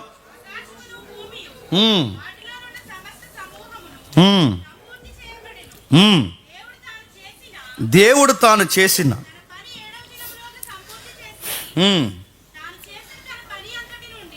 చేసిన తన పని అంతటి నుండి 7వ దినం విశ్రమించెను. కాబట్టి దేవుడు ఆ 7వ దినమును ఆశీర్వదించి పరిశుద్ధపరచిన. భాగమేనండి, అక్కడ ఒక పదం ఉంది చూడండి, విశ్రమించి. అడుగుతున్నాను, విశ్రమించడం అంటే ఏంటి? చెప్పాలి. విశ్రమించడం అంటే ఏంటి చెప్పినా, మనం అనుకున్నట్టు రెస్ట్ తీసుకోవడం కాదు, మనం అనుకున్నట్టు నిద్రపోయినట్టు కాదు. రెస్ట్ అనగానే అలసిపోయాడని కాదు. దేవుడు అలసిపోతాడా? దేవుడికి సరిపోవడానికి దేవుడికి చెమట పడుతుందా? అలసిపోవడం కాదు. రెస్ట్ తీసుకుంటే నిద్రపోయాడని కాదు. అక్కడ ఏదైతే విశ్రమించాడన్న దానికి మూలం ఏముందో తెలుసా? సెటిల్ అయ్యాడట. సెటిల్ అంటే అక్కడ ఉండాలనుకున్నాడా? చాలు, ఇంకెక్కడ నేను ఉండాలనుకుంటున్నానన్న దానికి వాడిన పదమే చెప్పాలి. అది ఇప్పుడు చెప్పండి, ఎక్కడ ఉండాలనుకుంటున్నా ప్రభువా? ఈ డిపార్ట్మెంట్స్ అన్నీ సరిగ్గా పనిచేసి నా కొడుకు అంటే నా కుమారుడు ఆదాము సరిగ్గా దీన్ని పరిపాలిస్తున్నప్పుడు, దీన్ని సిస్టమేటిక్గా నడిపిస్తున్నప్పుడు నేను అలా వెళ్ళి ఇలా వచ్చి ఇక్కడ ఉండి మళ్ళీ అక్కడికి వెళ్ళి అంటే ఎక్కడ కూడా నేను ఉండాల. ఇది కూడా నివాసయోగ్యమైన స్థలమే, నేను ఉండొచ్చు అనుకున్న దానికి వాడిన పదమే చెప్పాలి విశ్రమించుట. మనం ఏమనుకున్నాం అంటే దేవుడు అలసిపోయాడని దాని మీద లెసన్ చెప్పాము మనం. దేవుడు అలసిపోడు. మరి దీని సంగతి ఏంటి? దీని సంగతి ఏంటంటే దేవుడు ఉండాలనుకుంటున్నాడు. ఇప్పుడు బాగా వినాలి. దేవుడు ఉండాలనుకుంటున్నాడు. దేవుడు ఎక్కడ ఉంటాడు? పెద్ద జీకే క్వశ్చన్ కాదు, చెప్పండి. దేవుడు ఎక్కడ ఉంటాడు? ఉన్నదే చెప్పండి, అర్థమైందే చెప్పండి. దేవుడు ఎక్కడ ఉంటాడు? అక్కడ ఉంటాడు అనకూడదు. ఎక్కడ ఉంటాడు చెప్పండి. ఎక్కడుంటాడు? అర్థమైందే చెప్పండి. ఇప్పుడు నేను చెప్పాను కదా, చెప్పండి. ఇందాక నుంచి ఒక విషయం కోసం మాట్లాడుకుంటున్నాం. దేవుడు ఎక్కడ ఉంటాడు? తోటలో ఉంటాడు. ఎక్కడ? అర్థం లేదు కదా, తోటలో ఉంటాడు. మీకు అర్థం అవ్వాలంటే ప్రాక్టికల్ ఎగ్జాంపుల్ చెప్తాను వినండి. ఎప్పుడన్నా కలెక్టర్ బంగ్లాకు కానీ, రాజు బంగ్లాకు కానీ, ఎప్పుడన్నా మీరు హైదరాబాద్ వెళ్తే కోట ఉంది. ఏం కోట అది? గోల్కొండ కోట. కానీ మీరు ఏ కోటలైనా అబ్జర్వ్ చేయండి, కోటకు ముందు కోట చుట్టూ, బాగా వినాలి, కోటకు ముందు కోట చుట్టూ ఏముంటుంది తెలుసా? చెప్పాలి. గార్డెన్ ఉంటుంది, తోట ఉంటుంది. చాలామందికి తోటలు ఎందుకు వేస్తున్నారో తెలీదు. అది రాయల్టీ అంటారు. ఏంటది? రాయల్టీ, రాజరికం. అంటే గార్డెన్స్ మెయింటైన్ చేయడం అనేది చెప్పండి రాజరికం. పెద్ద పెద్ద బంగ్లాల ముందు పెద్ద పెద్ద గార్డెన్స్ ఎందుకు వేస్తారు చెప్పనా? రాయల్టీ. కలెక్టర్ బంగ్లా ముందు తోట ఎందుకు మెయింటైన్ చేస్తారు? ఇప్పుడు తెలియదు చాలా మందికి. ఇది ఎప్పటి నుంచో ఉంది, రాజుల కాలం నుంచి ఉంది. రాజులకి కల్చర్ ఎక్కడ తెలుసా? బాగా వినాలి. అది దేవుడు మానవుడి గుండెల్లో పెట్టిన థాట్. గుర్తుపెట్టుకోండి. మనిషిని ఆదాముని రాజు అన్నాడు. ఆదాముని రాజు అన్నాడు, రాయల్ ప్రీస్ట్ అన్నాడు. ఆదాము రాజు అయితే రాజ్యం ఏది? తోటే. తోటే. ప్యాలెస్ ఏది? తోటే. ఆదాము యొక్క ఇదిగో ఆయన యొక్క ఏది? రాజదర్బార్ ఏది? తోటే. ఇదే. అందుకే చూడండి, పెద్ద పెద్ద రాజుల భవంతులు, అధికారుల భవంతులు తోట మధ్యలోనే పెడతారు. ఎందుకు తెలుసా?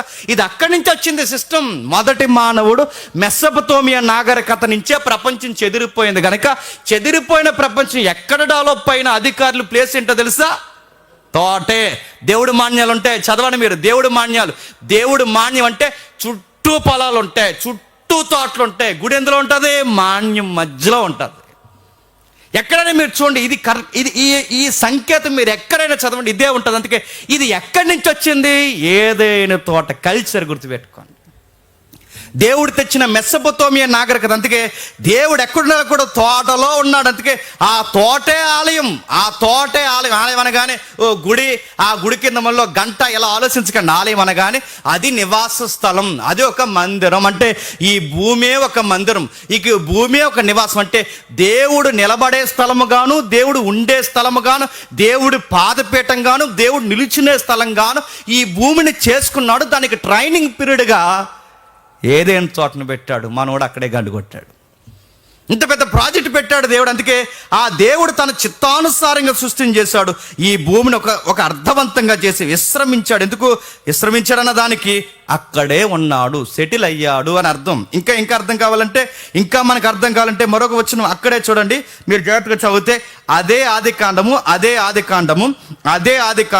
7-8 వచనం, క్షమించండి 15 వచనం మరొకసారి చదవండి. 17 వచనం. మరియు దేవుడైన యెహోవా ఏదెను తోటను సేద్యపరచుటకు, దానిని కాచుటకును, సేద్యపరచుటకును, చెప్పండి, కాచుటకును, సేద్యపరచుటకును, కాచుటకును, దాన్నే అబాండ్ సమార్ అంటే ఈ రెండు పదాల కలయిక ఏంటంటే మధ్యలో యాజకుడిగా, పూజారిగా పనిచేయాలి. ఏం పని చేయాలి ప్రభు అంటే జంతువులు బాగుండాలి, పక్షులు బాగుండాలి, భూమి బాగుండాలి, చాలా డిపార్ట్మెంట్లు పనిచేస్తున్నాయి. ఇవన్నీ బాగుండాలంటే ఎలా బాగుండాలి? పక్షులు వెనకాల ఆదాం కర్రెట్టుకు తిరగాల, జంతువులు వెనకాల ఆదాం కర్రెట్టుకుని ఏహే అనాలా? నడుతున్నాను. ఎలా వాటిని మెయింటైన్ చేయడం అంటే ఎలా? మెయింటైన్ చేయడం అంటే ఏంటో చెప్తున్నా, నువ్వు పరిశుద్ధంగా నా మందిరంలో ఉంటే అన్నీ నీ మాట అంటే. ఇదే గుర్తుపెట్టుకోండి, ఇదే దేవుడు మనకిచ్చిన కీ. ప్రతిదీ నీ దగ్గరకు వస్తుంది, ప్రతిదీ నీకు లోబడుతుంది. అసలు జంతువుల్లో క్రూరత్వం అనేది ఉందా? స్టార్టింగ్లో సింహాలు జింకల్ని ఆటాడడం, పాముల్ని ముంగీసులు ఆటాడడం, ముసళ్ళు తిరగబడడం, ఇది లేదండి. ఏదైనా తోటలు ఇది లేదు. ప్రతి ఒక్కటి గడ్డే మేసాయి, ప్రతి ఒక్కటి సాధు జంతువులు ఉన్నాయి.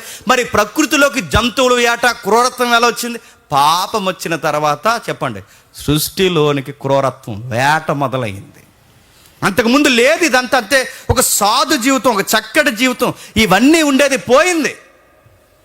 ఆదాముకి ఎప్పుడు లోబడితే అంటే పక్షులు పక్షులుగా, జంతువులు జంతువులుగా, జీవులు జీవులుగా, కనబడే జీవులు కనబడని జీవులు, బ్యాక్టీరియా, ప్రతిదీ మనిషికి సమపాలులుగా ఉండాలంటే ఏదన్నా ఒకటి గమనించండి, ఏదన్నా తగిన మోతాదులు ఉంటేనే మనకు మంచిది. మోతాదు ఎక్కువైతే పోతుంది. దీన్ని మెయింటైన్ చేయాలి. అందుకే ఏలడం అంటే ఏమనుకుంటున్నారు? ఏలడం అంటే మొక్కలకు నీళ్ళేయడం, ఏలడం అంటే జంతువులకు నీళ్ళు పెట్టడం, ఏలడం అంటే సాయంత్రం పడిపోయిన ఆకులు తొట్టడం కాదు. ఏలడం అంటే చెప్పినా నువ్వు సరిగ్గా ఉంటే ప్రకృతి నీ మాట వింటది. ఇర్మియా గ్రంథం గుర్తుందా మీకు? ఇర్మియా గ్రంథంలో ఒక మాట ఉంటుంది, మీరు చేసిన పాపములను బట్టి దోషములు బట్టేగా ప్రకృతిలో జీవులు సమసిపోతున్నాయి అంటాడు ఇర్మియా. మీకు గుర్తుందంటే మనం చేసే తప్పులకి సిస్టమ్ ఏమవుతుంది చెప్పండి? సమసిపోతుంది. నేను అడుగుతున్నాను, మనం చేసే తప్పులకి ఇర్మియా అంటున్నాడు, మీరు చేయి తప్పుల్ని బట్టి ప్రకృతి తన క్రమం మార్చుకుంటుంది, మీరు చేయి తప్పుల్ని పాపాలను బట్టి జీవజాతులు అంతరించిపోతున్నాయి, మీరు చేసే పాపాలను బట్టి ప్రకృతి ఋతుక్రమాలు తప్పిపోతున్నాయి. అంటే సిస్టమ్ సరిగ్గా మనం మెయింటైన్ చేయలేకపోతున్నామంటే కారణం ఏంటి చెప్పిన?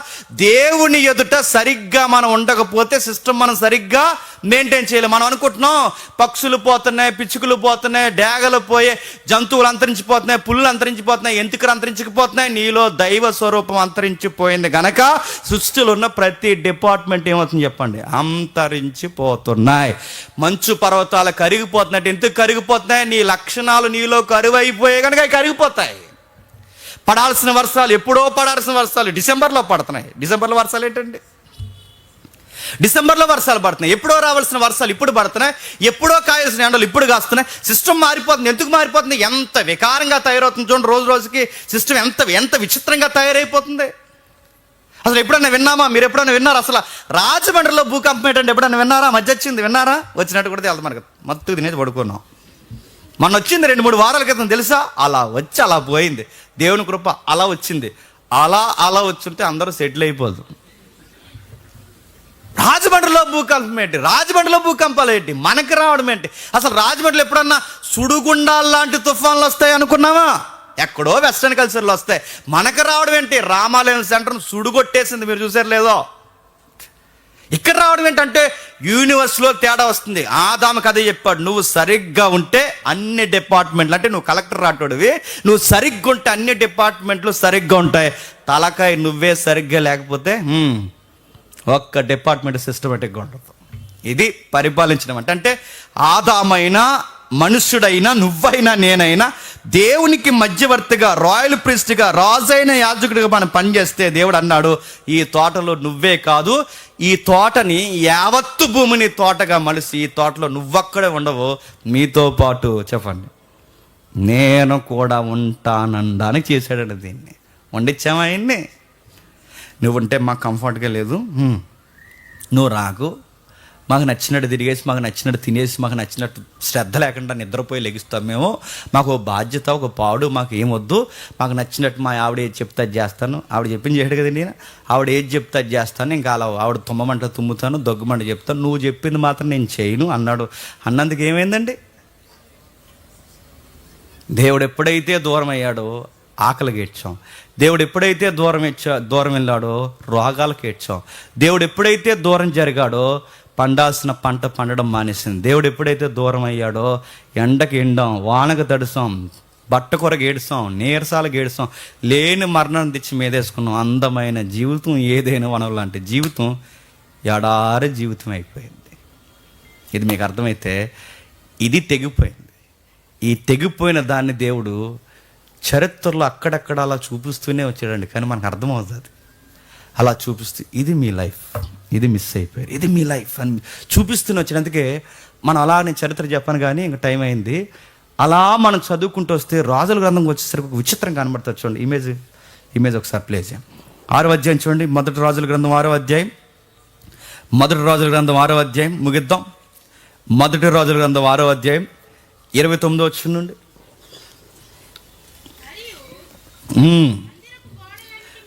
మందిరపు గోడలన్నిటి మీదను లోపలేమి వెలుపలేమి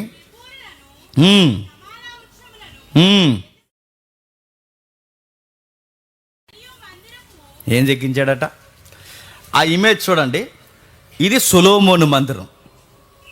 చాలా కాలం మనకు అర్థమవుదండి. ఇప్పుడు చెప్పిన ఈ దృక్కోణంలో చదవడం మీకు చాలా ఈజీగా అర్థమవుతుంది. దేవుడు సొలొమోను మందిరం కట్టడానికి పర్మిషన్ ఇచ్చాడు. ఆ కట్టే పర్మిషన్ ఇచ్చినప్పుడు దేవుని జ్ఞానం బట్టి సొలొమోను మందిరం కట్టి, దేవుని ఆత్మ ప్రేరణ బట్టి సొలొమోను మందిరం కడుతున్నప్పుడు, మందిరాన్ని కడుతున్నప్పుడు ఎలా కట్టాడట? మందిరం మీదట మొక్కలు, చెట్లు, ఫలములు, ఇలాంటి వృక్ష జాతులు అన్నింటినీ చెక్కాడట. ఎందుకు చెక్కుతున్నాడు? బాగా వినాలి. ఎందుకు చెక్కుతున్నాడు? ఇంత పెద్ద మందిరం కడుతున్నాడు. ఇంత పెద్ద మందిరం, ఈ మందిరంలో ఎవరు ఉండడానికి కడుతున్నాడండి? చెప్పాలి. ఇల్లు కట్టామంటే ఎవరుంటాం? మనం ఉంటాం. మందిరం కడుతున్నామంటే ఎవరుంటారు? ఇప్పుడు దేవుడు మందిరంలో ఉండాలంటే డిజైన్లు ఏముండాలట? తోట. మర్చిపోద్ది. ఏంటంటే తోట. తోటలో ఉండాలి. బాగా వినాలి. తోటలు. అందుకే మందిరాన్ని ఏ డిజైన్లతో కడుతున్నా తెలుసా? తోటలానే చేశాడంటే అది మందిరమా తోట అంటే తోటతో ముడిపడిన మందిరం. మీకు ఆ ప్లాన్ మిస్ అవ్వలేదు. మీరు ఎక్కడ చూడండి, ఏదైనా తోట యొక్క పర్పస్ ఎక్కడికి పోలేదు. అందుకే సొలొమోను కడుతున్నప్పుడు చూడండి ఎలా కడుతున్నాడు. ఆ వచ్చిన మళ్ళీ చదువుతో లుక్ వేయండి. చదువమ్మా. ఆ మందిరపు గోడలు అన్నిటిపైనను లోపలేమి వెలుపలేమి, అదిగో ఆ వృక్షం మధ్యలో, ఆ కెరూపుల మధ్య ఒక వృక్షం, మీకు ఈత వృక్షంలా కనబడుతుంది చూసారా? ఆ యారో మార్కుతో చూపిస్తే తమ్ముడు, అది కాదు, అది చూసారా? ఆ ఈత వృక్షం ఇటేవితో కూడా చూపించి క్లియర్గా ఉంది. అది ఆ వృక్షాలు చూసారా? కొన్ని డిజైన్స్ పెడతాడు తలుపుల మీద, గోడల మీద, మెట్లకి డిజైన్స్ పెడతాడు. మీ ఇంటికి వెళ్ళిన అధ్యాయం చదవండి. ఎలా పెడతాడో తెలుసా? ఈ ఫలములు, దీని పేరు దానిమ్మ మోడల్స్ పెడతాడు. అంటే ఫలాలు అంటే కొన్ని ఫ్రూట్స్ యొక్క ఇమేజెస్ పెడతాడు, వృక్షాల యొక్క ఇమేజెస్. ఇవన్నీ ఎందుకు పెడుతున్నాం?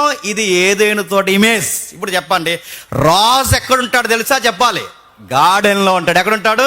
గార్డెన్. అందుకే సొలొమోను మందిరం కట్టినప్పుడు మందిరాన్ని ఏ షేపులో కట్టారు చెప్పండి? గార్డెన్ షేపులతోనే కట్టాడు. ఇంకా మీకు చదవండి, 32వ వచనం చదవండి. 32వ వచనం. 2 తలుపులను ఒలీవ కర్రవి, వాటి మీద కెరూబులను, ఏ వృక్షాలట? తమాల వృక్షాలను, వికసించిన పుష్పాలను, వాటిని బంగారంతో పొదిగించెను. కెరూబుల మీదను బంగారము పొదిగించెను. మరియు పరిశుద్ధ స్థలము ద్వారమునకు 2 నిలువ కమ్ములు చేయించెను. 4వ వంతు 2 తలుపులు,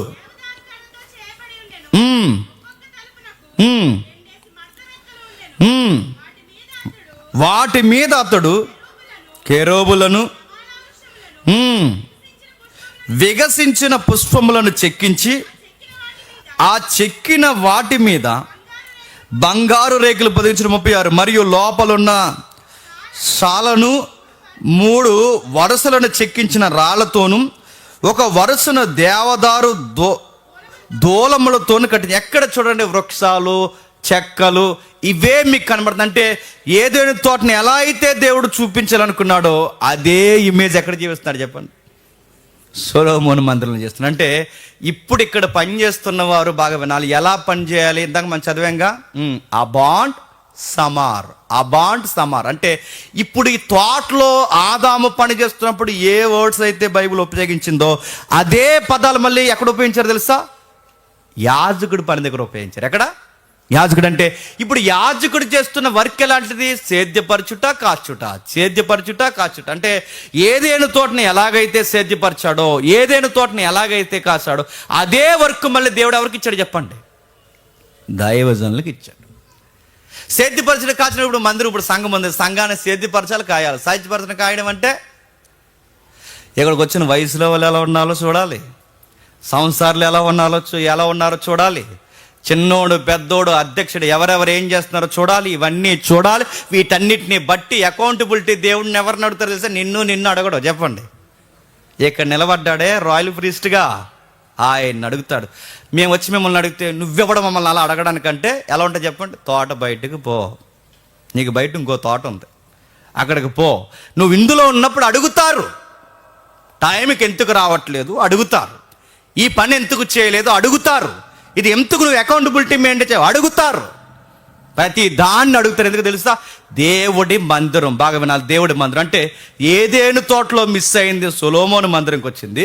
సొలొమోను మందిరంలో మిస్ అయింది మళ్ళీ ఎక్కడికి వచ్చింది తెలుసా? తిరిగి మళ్ళీ ప్రకటన గ్రంథానికి వచ్చింది. ముగించేస్తున్నాను. ప్రకటన గ్రంథంలో దేవుడట ఏం చేస్తాడట, ప్రభువా మేము చనిపోయిన తర్వాత మా అవార్డ్స్ ఏంటని ఎవరైనా క్వశ్చన్స్ రేజ్ చేసుకుని ప్రకటన గ్రంథం చదివితే ఏమిటో తెలుసా? ఇదిగో మీకు జీవవృక్ష ఫలములు ఇస్తానన్నాడు. ఎక్కడ? ఇదిగో పరదేశులో జీవవృక్ష ఫలములు ఉన్నాయి, అవి మిమ్ములను భుజింపనిస్తాను. మళ్ళీ తిరిగి కథ అంతా ఎక్కడికి వచ్చిందండి చెప్పాలి. ఏదేను తోటలో స్టోరీ ఎక్కడైతే మిస్ అయిందో మళ్ళీ బైబిల్ ఎండ్ అయిపోతున్నాడు, మళ్ళీ స్టోరీ ఎక్కడికి వస్తుంది? మళ్ళీ తోట దగ్గరికే. అందుకే చూడండి, ప్యారడైజ్ అన్నారు దాన్ని. ప్యారడైజ్ అంటే ఉద్యానవనం అని. ఇప్పుడు చెప్పండి, అక్కడ పోయిన మన జీవితాన్ని మళ్ళీ తీసుకెళ్ళి ఎక్కడ పెడతాడట? వనంలోనే పెడతాడట. అంటే వనం అంటే ఏంటి చెప్పండి? దేవుని నివాస స్థలం. అది ఆ దేవుని నివాస స్థలంలోనే. అంటే అక్కడ పోయిన జీవవృక్షం, అక్కడ పోయిన జీవితం, అక్కడ పోయిన ఆ రాజరికపు వ్యవస్థ మళ్ళీ మనకి ఎక్కడ రాబోతుంది చెప్పండి? రేపు కన్ను మూస్తే లేదా ప్రభు వస్తే మళ్ళీ మనం పోయేది ఎక్కడికి తెలుసా? ఆ ఏదైనా తోట లాంటి జీవితం ఎదురు చూస్తుంది. అక్కడికి మనం వెళ్ళబోతాం. ఇదండి బైబిల్ యొక్క నేపథ్యం. దీన్ని చెయ్యయ్యా తెలంగాణ ట్రైనింగ్లో పెడితే ట్రైనింగ్లోనే పాడు చేశాడు. ఇంకా తోటకి చిహ్నాలు ఏంటంటే గుర్తుపట్టండి. ఇప్పుడు మనమే ఈ కదిలే వృక్షాలున్నాయి చూసారా? మనమే. ఇప్పుడు ఎక్కడుంటా ప్రభు అంటే, ఎక్కడ 2-3 నా నామాన్ని కూడి ఉంటారో వాళ్ళ మధ్య నేను ఉంటాను.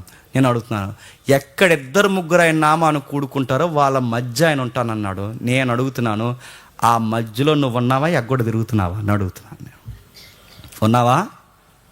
చాలామందిని గమనిస్తున్నాను, సరిగ్గా రొట్టెస్తున్నప్పుడు సైడ్ అయిపోతున్నారు. చాలామంది సరిగ్గా ద్రాక్షరసం ఇస్తున్నప్పుడు సైడ్ అయిపోతున్నారు. చర్చి ఎగ్గొట్టు తిరుగుతున్నారు. అటెండెన్స్ చాలా ఈజీగా మానేస్తున్నారు. ఈ పనులు ఎలాంటి చెప్పినా అచ్చు ఏదైనా తోటలో నెగ్లెక్ట్గా ఆదాము మూమెంట్స్ ఇవి మళ్ళీ గుర్తుపెట్టుకోండి. చర్చిని నేరోగా చూడడం, చర్చిని సరదాగా చూడడం, చర్చికి ఏదో టూరిస్ట్ ప్లేస్కి వచ్చినట్టు అలా వచ్చి హాయ్ బాయ్ అని వెళ్ళిపోవడం, ఇవన్నీ ఎలాంటి చెప్పినా ఇదిగో ఇలాగ వ్యవహరించినందుకే బయటకు వచ్చాడు ఎవరు? ఆదాము. ఎలాగంటే దేవుడు ఉండాలనుకున్న స్థలం దగ్గర కాళ్ళు చేతులు మైండ్ అన్నీ కుదిరింగా పెట్టుకుని మాస్గా ఒక మాటలో చెప్పాలంటే ఒళ్ళు దగ్గర పెట్టుకుని కూర్చోవాలి. ఇక్కడ ఏది జరిగినా ఆ సిస్టంలో ఇన్వాల్వ్ అవ్వాలి. ప్రేయర్ చేస్తున్నారు, ఇన్వాల్వ్ అవ్వాలి. రొట్టెలు ఇస్తున్నారు, ఇన్వాల్వ్ అవ్వాలి. ద్రాక్షరసం ఇన్వాల్వ్ అవ్వాలి. ఎందుకు? ఇది దేవుడు ఉండే స్థలం. ఇది దేవుని తోట, దేవుని జీవవృక్షాలు ఉండేవి. ఈ జీవవృక్షాలు ఎవరు? నువ్వు నేనే. మనల్నే తోటగా మలిచాడు, మందిరంగా మలిచాడు. ఉంటున్నావా? ఎందుకు రాలేదని అడిగితే అన్నారట, వద్దాం అనుకున్నాను, వర్షం పడిపోయింది, రాలేకపోయాను. ఎందుకు? మధ్యలో సినికెడితే మొలిసేస్తాను కదా మరి, అందుకు వర్షానికి మానేస్తాం. మందిరం విలువ తెలియదు. మళ్ళీ చెప్తున్నాను, చాలా గొప్ప రాయల్టీ మనకి ఇచ్చాడు. ఆ రాయల్టీ ఎప్పుడు మిస్ అవ్వకండి. ఎన్ని పనులు ఉన్నావండి, భూకంపాలు రానివ్వండి, ఏదన్నా జరగనివ్వండి, దేవుని నివాస స్థలం మనుషుల మధ్య ఉంది అనడానికి గుర్తేంటో తెలుసా? ఈ రాజ్యము, ఈ తోట కూడుకుంటుంది చూసారా? ఎక్కడికి ఆయన వచ్చి వెళుతుంటాడన్నమాట. ఏదైనా తోటలోకి ఎలాగొచ్చి వెళుతున్నాడో చెప్పండి. మనం కూడుకున్న ప్రతి ఆదివారం ఇక్కడికి వచ్చే మీకు కనబడుతున్నాడు లేదో, మీకు తెలుస్తున్నాడు లేదో నాకు తెలియదు, కానీ ఈ వాక్యపు కళ్ళద్దాల్లోని చూడండి, ఆయన వచ్చి వెళుతుంటాడు. ఆ పరిశుద్ధాత్మని యొక్క సహవాసం ఇక్కడ జరుగుతుంటుంది. ఆయన వస్తాడు, వింటాడు. బైబిల్లో ఒక మాట ఉంది, యెహోవాను గూర్చి 2 మాట్లాడుకుంటేనట ఆయన చెవియొగ్గి వింటాడట. ఏం మాట్లాడుకొని? ఇద్దరు మాట్లాడుకుంటేనే చెవియొగ్గి వింటే, ఇక్కడ గంటలు మొదటి వర్తమానం, రెండవ వర్తమానం మాట్లాడుకుంటూ ఉంటామంటే చెవియొగ్గి వినడు. డైరెక్ట్గా వచ్చే కూర్చొని వెళ్తాడు. గుర్తుపెట్టుకోండి. ఇది ఈ పర్పస్ మనకిచ్చాడు. దీన్ని ఇలాగే చదవాలి, ఇలాగే అర్థం చేసుకోవాలి. ఇంత పర్పస్ ఇచ్చి దేవుడు సేద్యపరచవయ్యా, చెయ్యవయ్యా అంటే మొత్తానికి సేద్యం మానేసి చెప్పండి, కాయడం మానేసి ఎలా తినేయాలి, ఎలా తాగేయాలి అని చూసారట. ఎక్కడికి పోయి సేమ్ బుద్ధులు మనకున్నాయి లేదు చెప్పండి.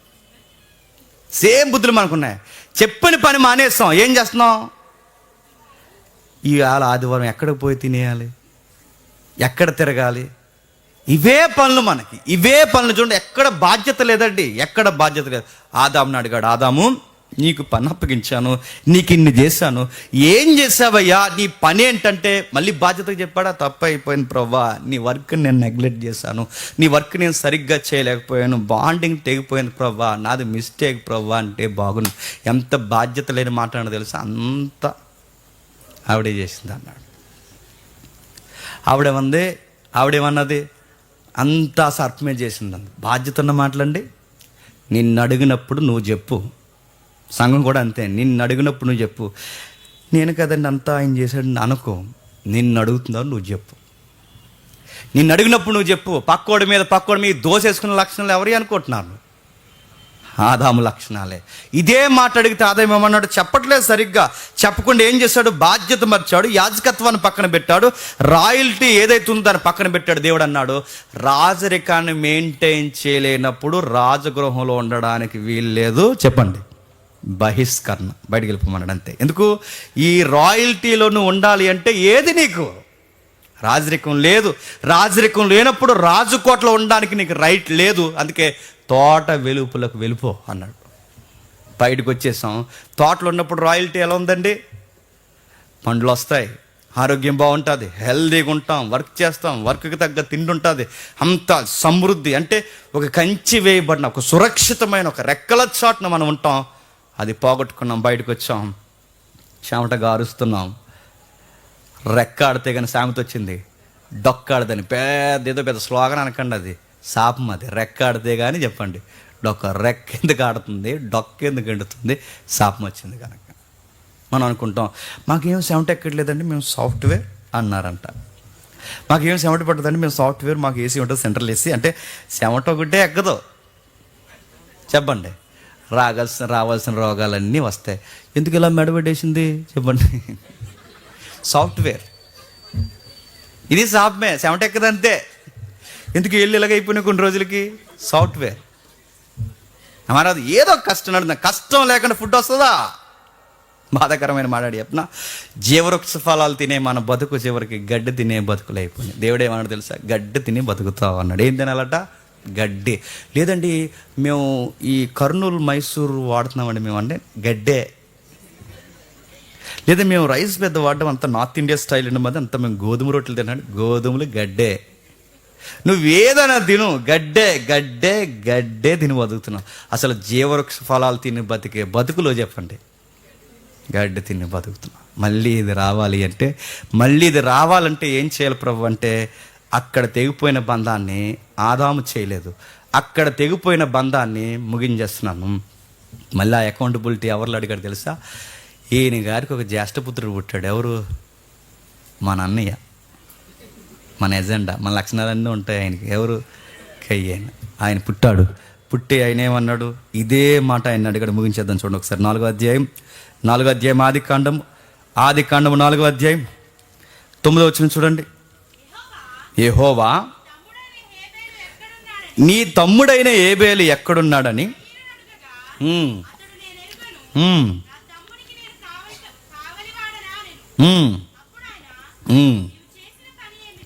నువ్వు చేసిన పని ఏమిటి? నీ తమ్ముని రక్తము యొక్క స్వరము నేలలో నుండి నాకు మొరపెట్టుచున్నది, కావున నీ తమ్ముని రక్తము నీ చేతిలో నుండి. బాగా వినండి, ఏమడుగుతున్నాడు? నీ తమ్ముడేడి అని అడుగుతున్నాడు. మీకు అర్థమవుతుందండి చదువుతుంటే? ఏదైనా దేవుడు వచ్చి ఏమడుగుతున్నాడు చెప్పండి? అకౌంటబిలిటీ అడుగుతున్నాడు. చూడండి, ఆదాము దగ్గరకు వచ్చి ఏమడుగుతాడు? సిస్టమ్ బాగుందా అని అడుగుతాడు. కయ్యేన్ దగ్గరకు వచ్చి ఏమడుగుతున్నాడు? మీ తమ్ముడు. అంటే దేవుడికి ఉండే గుణం ఏంటి? అది ఏం చేసావరా అని అడుగుతాడు. మనకి నచ్చింది అని చెప్పండి, అది ఏం చేశారని ఎవరైనా అడిగితేనే నచ్చదు మనకి.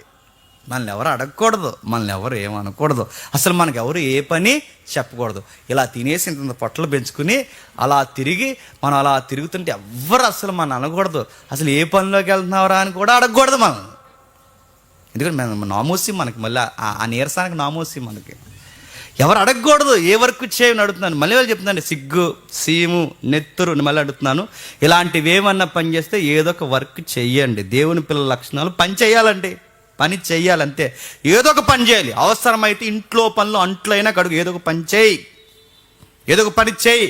కనీసం సీపురు తీసుకుని లోపలన్న తుడు, ఏదో ఒకటి చేయాలండి. మనిషి అన్నవాడు పని చెయ్యాలి. పని చేయకపోతే దేవుడికి నచ్చడు ఎవడు, అది ఆడపిల్ల అయినా మగపిల్లోడైనా. ఏదో ఒక వర్క్ చేయాలి. ఈ బైబిల్ నీకు అర్థమైతే వర్క్ చెయ్యాలి. వర్క్ చేస్తేనే అకౌంటబిలిటీ అడుగుతాడు ఆయన. ఏం చేస్తున్నావు? ఒక చట్నీ అడిగాడు. చట్నీ ఏమన్నాడు? ఎందుకు 3 ఏళ్ళ నుండి నువ్వు పండట్లేదు, నీ వలన నేల అర్థమైపోవాలి. 2020 చూశాను, 2023 చూశాను, 2024 చూశాను, నీ వల్ల అర్థమైపోవాలా? ఫలింపని ప్రతి చెట్టును నరికేయండి అన్నాడు దేవుడు. ఒక చెట్టే పండకపోతే నరికేయమంటే ఇక్కడ చెట్ల కోసం కాదు మాట్లాడుతున్నాం. చెప్పండి, నీ కోసం నా కోసం. 24 అయిపోయింది వారంతో. ఇంకా మనకి 2023, 2024 అయిపోయింది. ఇంక 3వ సంవత్సరానికి వెళ్తున్నాం, 25కి. వర్క్ చేయకుండా, నిపుణత లేకుండా, బాధ్యత లేకుండా 25లో అడుగు పెట్టావో అదే లాస్ట్ ఇయర్ అవుద్దేమో. జాగ్రత్త, ఇది శాపం కాదు, వాగ్దానం, గుర్తుపెట్టుకో. నేను బాగు చేసే వాగ్దానం, జాగ్రత్త. కయ్యని అడగండి, నీ తమ్ముడు ఎక్కడ ఉన్నాడని అడిగితే వీడికి ఎంత రెక్లెస్ చూడండి, కాపలా కాస్తున్నాను నేను అన్నాడు. సేమ్ మీరు మళ్ళీ మూలపదాలు ఇంటికి వెళ్ళిన తర్వాత చదవండి. అబాండ్ సమార్, అబాండ్ సమార్ అంటే ఏదైనా తోటలో ఏదైతే ఆదాముని అడిగాడో, ఏ అకౌంటబిలిటీ అయితే ఆదామును మెయింటైన్ చేయమన్నాడో అదే వర్డ్స్ మళ్ళీ ఎవరిని అడుగుతున్నాడు? మీ నాన్నకి ఏదైతే బాధ్యత ఇచ్చాను ఇప్పుడు నీకు అదే బాధ్యత ఇచ్చాను. నీ బాధ్యత ఏంటి? నువ్వు వ్యవసాయం చేసుకుంటూ, పని చేసుకుంటూ, జాగ్రత్తగా ఉండి, నీ చుట్టూ ఉన్న నేచర్ నువ్వు అనుభవిస్తూ, నీ కుటుంబంలో ఉన్న నీ అన్నదమ్ములను, నీ కుటుంబంలో ఉన్న తమ్ముడిని, నీ కుటుంబంలో ఉన్న తల్లిదండ్రుల్ని నువ్వు జాగ్రత్తగా చూసుకుంటూ నాకు అకౌంటబిలిటీగా ఉండాలని కయ్యాన్ని నీకు అప్పగించాను కనుక సింగిల్ లైన్లో అడుగుతున్నాను, నీ తమ్ముడేడి? నీ బాధ్యతలో ఉన్న నీ తమ్ముడే నన్ను అడిగితే ఏమన్నా తెలుసా? నేను ఎవరికి లెక్క చెప్పాల్సిన అవసరం లేదన్నాడు. చెప్పాడండి ఆన్సర్. ఏమన్నాడు? నేనేమన్నా కావాలి వాడినా? ఆ మాటకు అర్థం ఏంటి? ఆ మాటకు అర్థం ఏంటి చెప్పనా? మీకు ఫైర్ అయిందో లేదో నాకు తెలియదు, కానీ దేవుడికి చాలా కోపం వచ్చింది. ఆ మాటకు అర్థం ఏంటి అనుకుంటున్నారు? నువ్వు అప్పగించిన కావల పని మా అయ్యే చేయలేదు, నువ్వు అప్పగించిన ఆ కావల పని మా అమ్మే చేయలేదు, నువ్వు అప్పగించిన పని ఆ ఏదైనా తోటలో మా పితరులు, మా తల్లిదండ్రులే చేయలేదు. నేను చేస్తానని ఎలాగనుకుంటున్నావు? కాపలో వాడిని అనుకుంటున్నావా? చూసారా, అలా చేయకపోతే నువ్వేమీ చేయలేదు, నేను కూడా చేయను, నువ్వు నన్ను ఏమన్నా చేస్తాను. ఎంత రెక్లెస్ అండి వాడికి. అకౌంటబిలిటీ లేదు, బాధ్యత లేదు. గుర్తుపెట్టుకోండి, ఒక వస్తువు ఎవడైనా నేను నమ్మిచ్చాడంటే, గుర్తుపెట్టుకో, ఎవడైనా నమ్మిచ్చాడంటే ఆ వస్తువును మళ్ళీ అంతే నమ్మకంగా అప్పగించడమే అకౌంటబిలిటీ. ఎవరైనా ఒక వ్యక్తి ఎవరే ఈ పని అని అన్నారట, ఆ పని నువ్వు జాగ్రత్తగా చేయడమే అకౌంటబిలిటీ. అక్కడే తెలుస్తావు నువ్వు దేవునికి ఉపయోగపడతావు, ఉపయోగపడవా అని. బాధ్యత, ఆతృత, చెయ్యాలి, దాన్ని సంపూర్ణం చేయాలి. ఎవరు అడుగుతారు? జేమ్స్ అడుగుతాడు లేదో, ఇక్కడ ఉన్న పెద్దలు అడుగుతారు లేదో నాకు తెలియదు. నేను పుట్టించిన దేవుడు ఒక పని అప్పగించినప్పుడు దాన్ని బాధ్యతగా చేస్తున్నావు లేదా? మీకు ఉదాహరణ చెప్పి నేను త్వరగా ముగిస్తాను. ఒక పుస్తకం చదవడం స్టార్ట్ చేశారనుకోండి, నీ పని అక్కడే తెలుస్తుంది. పుస్తకం పూర్తయ్యే వరకు చదువు, మధ్యలో ఆపేసి మళ్ళీ వచ్చే ఏడాది చదివానంటే నీ దొంగ వ్యవహారం నీకు అక్కడే తెలిసిపోతుంది. గుర్తుపెట్టుకోండి, నీ పనికి మాలిన బద్ధకం, నీ దొంగ బుద్ధి అక్కడంటే పుస్తకం 2 సంవత్సరాలు చదువుతాడు ఎవడైనాని? అరే 3 రోజుల్లో చదువుతూ అయిపోయే పుస్తకాన్ని ఇంత సాగదీస్తా ఉంటే ఒక పుస్తకం కూడా తినంగా చదవలేవు, ఈ పని కూడా చేయవు నువ్వు. ఒక పుస్తకం చదవలేవు, ఏది చదవలేవు, ఏమీ చేయలేవు, ఒక వర్క్ చేయలేవు. ఏం చేస్తావు మరి? తిరగడానికి నువ్వు జంతువా? అరే జంతువులే పని చేస్తున్నాయి, తన పిల్లల్ని పోషించుకుంటున్నాయి, గూళ్ళు కట్టుకుంటున్నాయి, ఎగురుతున్నాయి. ఉదయం అంతా కష్టపడి ఆహారం తెచ్చుకుని ఇక్కడ గొంతులో దాచుకుని చిన్న పిల్లలకి ఇంటికి బాధ్యతగా పట్టుకెళ్తున్నాయి. నీకు పని లేదేంటి నేను అడుగుతున్నా? నీకు ఏ పని ఉంది? నీకు ఏ పని లేదని అడుగుతాను. తినాలనిపిస్తే కంచం ముందు కూర్చుని కంచం నన్ను అన్నం పెట్టుకున్నప్పుడు సిగ్గు సీము నెత్తురున్నప్పుడు ఇది తినడానికి నాకు ఏం రైట్ ఉంది అనిపించాలి. ఇది అడిగాడు కయ్యాన్ని, ఎదురా నీ బాధ్యత ఎదురా అని అడిగితే కయ్యాన్ని ఏమాడు తెలుసా? నాకు ఈ అకౌంటబిలిటీ లేదు, నేను ఎవరికి లెక్క చెప్పాల్సిన అవసరం లేదు, నేను ఎవరికి సృష్టిలో బాధ్యత లేను, నేను చెప్పను. మాకు ఎవరి మీద లేదా ఎవరి మీద బాధ్యత లేవు, నీకు మా మీద హక్కులు లేవు, మాకు ఒక స్వేచ్ఛ ఉందని ఒక ఫిలాసఫీ మాట్లాడండి. ఆ మాటలు అంత ఫిలాసఫీ ఉంది. అప్పుడు దేవుడు అన్నాడు, నీకు స్టాంప్ వేస్తాను రా అబ్బాయి అన్నాడు. ఈ స్టాంప్ వేసి ఏమన్నా తెలుసా? నీ బతుకు దేశదిమ్మర బతుకోద్దు, నీకు తినంగా ఉండరు. ఎందుకంటే నువ్వు సెటిల్ అయ్యి బాగుండరా అంటే నీకు సెటిల్ అవ్వడం రాలేదు కనుక నీ బతుకు అంతా సెటిల్ అవ్వకుండా తిరుగుతూ ఉన్నాడు అంతే. అందుకే చూడండి, దిమ్మర్లు తిరుగుతారు. ఇలా తిరిగే బ్యాచ్ అంతా ఎవరి బ్యాచ్ చెప్పనా? దేశదిమ్మరుల బ్యాచ్ అన్నమాట. అంటే ఎవరి బ్యాచ్? కయ్యనిగడి బ్యాచ్. ఒక నిలకడ, ఒక నిబద్ధత. నేను మళ్ళీ అడుగుతానండి, పండగ వచ్చే సమయానికి నీ ఇంట్లో పిల్లలుంటే వాళ్ళు అడగకుండానే గుర్తుపెట్టుకో, వాళ్ళు అడగకుండానే వాళ్ళ అక్కర్లు తీర్చడమే మగ లక్షణం, గుర్తుపెట్టుకో. భార్య ఉంటే తన అడగకుండానే తన అవసరతలు తీర్చడం మగ లక్షణం, గుర్తుపెట్టుకో. భారీగా నువ్వు ఉంటే నీ పిల్లలు ఏంటో అవసరం తెలియకుండా తీర్చి, ఇదంతా విధి నిర్వహణ అంటారండి. దీన్నే గృహ పరిపాలన వ్యవస్థ అంటారు. ఇది పాటించాలి. కయ్యని గడికి పని వద్దట, మరేం వద్దట, మరేం చేస్తావురా, ఏం చేస్తావు, చంపుకుంటూ తిరుగుతాను, నన్ను ఇంకెవడ అడగకూడదు అన్నాడట. తొక్కుకుంటూ తిరుగుతాడు, ఎవడ అడగకూడదు అంటే దేవుడు అన్నాడు, పోరా నువ్వు దేశదిమరం అని స్టాంప్ వేశాడు. నిన్ను కనుగొన్న వాడికి ప్రమాదం, వాడిని కనుగొని వాడితో సహవాసం చేస్తే నీకు ప్రమాదం. నీ మళ్ళీ చెప్తున్నాను, నీ బతుకు దేశదిమర బతుకైపోద్ది. అకౌంటబిలిటీ లేని నీవు ఇక ఈ రోజు నుంచి నాకు వద్దు, నా సన్నిధి నుండి చెప్పండి వెళ్ళిపో. చూసారు, వాళ్ళ నాన్న ఎలాగైతే సన్నిధి నుండి ఎలగొట్టేశాడో, ఇప్పుడు కయ్యేన్ని కూడా సన్నిధి. అంటే అకౌంటబిలిటీ లేని వాళ్ళని దేవుడు ఏం చేస్తాడు చెప్పండి? ఆయన తోట నుండి, ఆయన రాజు దర్బార్ నుండి, ఆయన సన్నిధి నుండి దేవుడు ఏం చేస్తాడు చెప్పండి? వెళ్ళగొడతారు. అందుకే సంఘంలో ఎక్కువ కాలం చాలామంది ఉండరండి. లాంగ్ లైఫ్ ఎవరుంటారో తెలుసా? లాంగ్ టైమింగ్ ఎవరుంటారో తెలుసా? వర్క్ చేసేవాళ్ళు ఉంటారు. లాంగ్ టైమింగ్ ఎవరుంటారో చెప్పనా? ఏ పని చేయకుండా పేర్లు పెట్టుకుంటే తెలుసా చూసారా? వాళ్ళు ఉండరు. వాళ్ళు గట్టుకుంటే 3-4 సంవత్సరాలు ఉంటారు, తర్వాత కొన్ని పనుల వల్ల రాలేకపోతున్నానండి అంటారు. ఇది కయ్యేని బ్యాచ్ అన్నమాట, గుర్తుపెట్టుకోండి. వర్క్ ఉన్నవాడికి వేరొకరి మీద మనసు ఉండదు. వర్క్ లేనోడు ఆడు పని చేసినప్పుడు తుమ్మాడు, ఆడు పని చేసినప్పుడు దొగ్గాడు, ఇలాంటివన్నీ చెబుతారు, గుర్తుపెట్టుకోండి. పని ముగించేస్తున్నాను. కయ్యేని చేయలేదు, ఆదాము చేయలేదు, ఇప్పుడు ఎవరు చేయాలి? ఎవరో చేయలేనప్పుడు క్రొత్త నిబంధన ప్రభువును పంపేమో తెలుసా? ఇలా ఉండాలి అకౌంటబిలిటీ అంటేనే ప్రభువులో మనకు చూపించాడు. ప్రభు ఎంత అకౌంటబిలిటీ అండి! ఆయన ఎవరింట్లోనో ఎవరో చనిపోతే ఈయనకేంటండి? That is accountability. ఎవరో అబ్బాయి చనిపోతే ఆ తల్లి దగ్గరకు పోయి ఆ తల్లి భుజాల మీద చెయ్యేసి, ఈయన బాధపడకమ్మా, నీ కొడుకుని మళ్ళీ నేను బతికించిస్తానమ్మా అని ఈయనకి సమాజంలో ఇంత బాధ్యత ఏంటి? అదే రాయల్ ప్రీస్ట్ అంటే, గుర్తుపెట్టుకోండి. అదే యాజకత్వం అంటే, అదే చుట్టూ ఉన్న ఈ ప్రకృతిలో ఈ సహవాసంలో ఉన్న వారిని అందరినీ సమతుల్యంగా చూడడం అంటే అది. ఇదండి మన లైఫ్. ఒకరు బాధపడితే బాధపడేవాడు, ఒకరు ఏడిస్తే ఏడ్చేవారు, వారికి ఆకలితో ఉంటే అన్నం పెట్టేవాడు, వారికి బట్టలు లేకపోతే బట్టలు ఇచ్చేవాడు, అందరికీ సమానంగా చూసేవాడు. ఇదంతా చేసి ఫిలిప్పీలకు పత్రిక రాస్తూ పౌలు ద్వారా ఏమన్నాడు ఒకసారి చూడండి, ముగించేద్దాం. ఫిలిప్పీలకు రాసిన పత్రిక 4వ అధ్యాయం, ఫిలిప్పీలకు 2వ అధ్యాయం 3-4 వచనాలు చూడండి. ఫిలిప్పీలకు రాసిన పత్రిక 2వ అధ్యాయం 3-4 వచనాలు.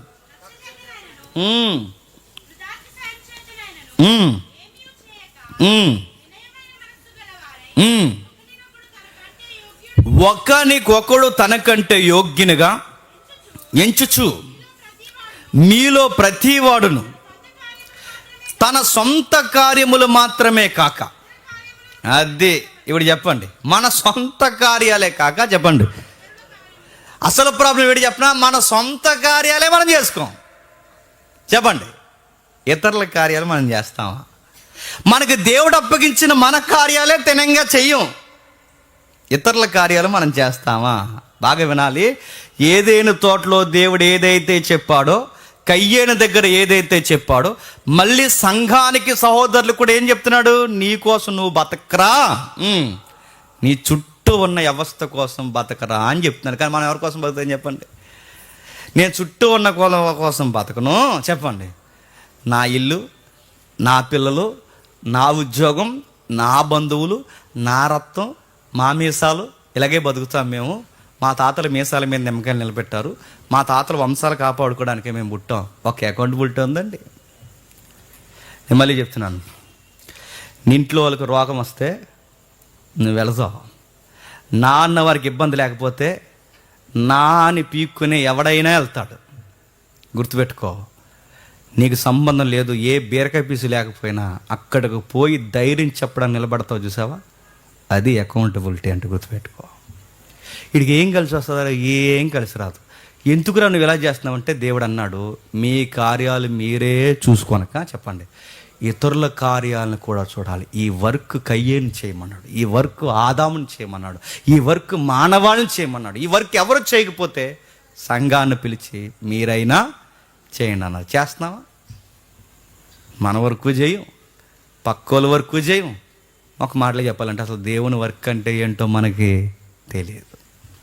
పైగా మనకి ఏం తెలుసు అంటే, ఆడికి ఏమైనా జరిగింది అనుకోండి, ఆడు మన ఫ్రెండ్ అనుకోండి, ఆడి గురించి మనం గట్టిగా ఆలోచిస్తే ఎక్కడ ఆలోచిస్తాం చెప్పిన, ఫేస్బుక్లో ఒక లైన్ ఎడతామన్నమాట, వాట్సాప్లో ఒక లైన్ ఎడతాం. ఏమన్నా తెలుసా, ఏమైనా మాట్లాడతామంటే ఫేస్బుక్లో వాట్సాప్లో లైన్ ఎట్టి, నీకోసం కొట్టుకుని ఒక గుండు ఉందని మాత్రం మర్చిపోకరా, ఇగో నీకు ఒక ఫ్రెండ్ ఉన్నాడు రా, నేనేరా, చిన్నప్పుడు గుర్తున్నాయి నాకు ఆ గొలుక్కే అట్లా నేను అని చెప్తా. ఈ స్టేటస్ పెట్టాను తప్ప అని అడుగుతున్నాను, ఇది పెట్టాను తప్ప ఆడికి ₹10 ఉపయోగం ఉందా? నువ్వు ఎవరు, నేను అడుగుతున్నాను, ఎవరు మనల్ని క్రైస్తవులు అనలే. ఏదైనా తోటలో చూపించవలసిన రాయల్టీ అదే, కయ్యేని దగ్గర చూపించాల్సిన రాయల్టీ అదే, ఇప్పుడు సంఘంలో చూపించాల్సిన చెప్పండి రాయల్టీ అదే. రాయల్టీ అంటే చెప్పిన, మన కోసం మనం బతక్క చెప్పండి, సమాజాన్ని బాగు చేయడానికి బతకడమే రాయల్టీ. మళ్ళీ ఒక సంఘాన్ని చూస్తే ఎలా అనిపించాలి చెప్పిన, ఏదైనా తోటలా ఉండాలి. ఏదైనా తోట అంటే ఎలా ఉంటుంది, ఒకప్పుడు వీళ్ళు సింహాలు కరిచేసేవారు, ఒకప్పుడు ఎలుగుబంట్లు మీదడిపోయేవారు, ఇక్కడికి వచ్చారు సాధు జంతువులు అయిపోయారు. ఒకప్పుడు నోరు పెద్దదే, ఇప్పుడు నోరు లేవదు. ఒకప్పుడు రకరకాలుగా ఉండేవారు, ఇప్పుడు అలా ఉండరు. ఒకప్పుడు తిరుగుబోతులు అలా లేరు. అరే ఇందులోకి వస్తే ఏమైందిరా అంటే, ఇది దేవుడి నివాస స్థలం. ఇందులో ఎలా మారిపోతారో తెలుసా, క్రూరతత్వం ఉన్నవారు కూడా చెప్పండి సాధు జంతువులు మారిపోతారు. ఇది అలవాటు చేసుకుంటే ఒకరోజు నిజమైన ఏదేను తోటలోకి మనం వెళ్ళబోతాం. అంటే ఏదేను కాదు, దేవుని వనంలోనికి మనం వెళ్ళబోతున్నాం. అందుకే ఆ తత్వం సొలొమోను కాలంలో చూపించాడు. ఇదిగో నేను ఉండే నివాస స్థలం ఎలాగే ఉంటుందని. ఇదే తత్వం అక్కడ చూపించాడు ఏదైనా తోటలో. ఇదే తత్వం చరిత్ర అంతా చూపించాడు. దేవుడు ఉండే ఉద్యానవనంలో మనతో పాటు ఆయన కూడా ఉండాలనుకున్నాడు. అంటే ఈ భూమి, ఈ విశ్వం అంతా దేవునికి ఉద్యానవనంలో ఉండాలి. ఉందా? లేదు. అందుకే దీన్ని దేవుడు ఏం చేయబోతున్నాడు తెలుసా, మళ్ళీ రీస్టార్ట్ చేయబోతున్నాడు. అంటే మళ్ళీ యథాస్థితికి తెస్తాడనమాట. యథాస్థితికి అంటే మళ్ళీ ఈ పాత భూమి ఏదైతే ఉందో, ఈ పాడైన భూమిని మళ్ళీ నూతన భూమిగా మారుస్తాడు. ఈ పాడైన జీవితాలని మళ్ళీ నూతన జీవితాలుగా మారుస్తాడు. అంటే మీకు తెలుస్తుందో లేదో, సృష్టికి మానవులకి నూతనత్వం సంతరించుకుంటుంది. మళ్ళీ నూతన స్థితికి వస్తాయి. మళ్ళీ పరలోకము భూలోకము ఏమవుతుందో తెలుసా, కలిసి నివాసము చేయబోతుంది. అందుకే దేవుడు ఏమంటాడంటే, ఇక దేవుడు పరలోకంలో ఉంటాడని చదువుకున్న మన వచనాలే కిందికి వచ్చేసరికి, ప్రకటన గ్రంథంకి వచ్చేసరికి ఏం చెప్తుందో తెలుసా, నరులతో కూడా దేవుడు చెప్పండి నివాసము చేయబోతున్నాడు. ఎక్కడ నివాసం చేయబోతున్నాడు? నరులతో దేవుడు నివాసం చేయబోతున్నాడు. ఎలా నివాసం చేయబోతున్నాడు? ఇదిగో ఒక పట్టణం తయారు చేస్తున్నాడు. ఆ పట్టణం సరాసరి ఎక్కడ దిగుద్దట? భూమి మీద దిగుద్ది. ఈ భూమి మీద దిగిన ఈ పట్టణంలో దేవుడు మనం అందరం కలిసి మళ్ళీ ఆ పట్టణంలో నివాసం చేయబోతున్నాం. ఆ లైఫ్ మనకు త్వరలోనే రాబోతుంది. ఆ రోజు తిండికేయడం, గుడ్డకేయడం, నీరసాలకేయడం, ఏ ఇబ్బందులు ఉండవు, ఏ సమస్యలు ఉండవు. మళ్ళీ జీవితం ఎలా ఉంటుందో తెలుసా, ఏదైనా తోటలో ఉంటుంది. ఆ ఆదాము పోగొట్టాడు చెప్పండి, ఈ ఆదాము కడపట ఆదాము వచ్చి మళ్ళీ దాన్ని కట్టాడు. ఈ దయలో, ఈ కృపలో ఇలానే మనం వర్ధిల్లుతూ ఎల్లకాలం ఆయనతో మనం సహవాసము చేయుదుము గాక. మొక్కలే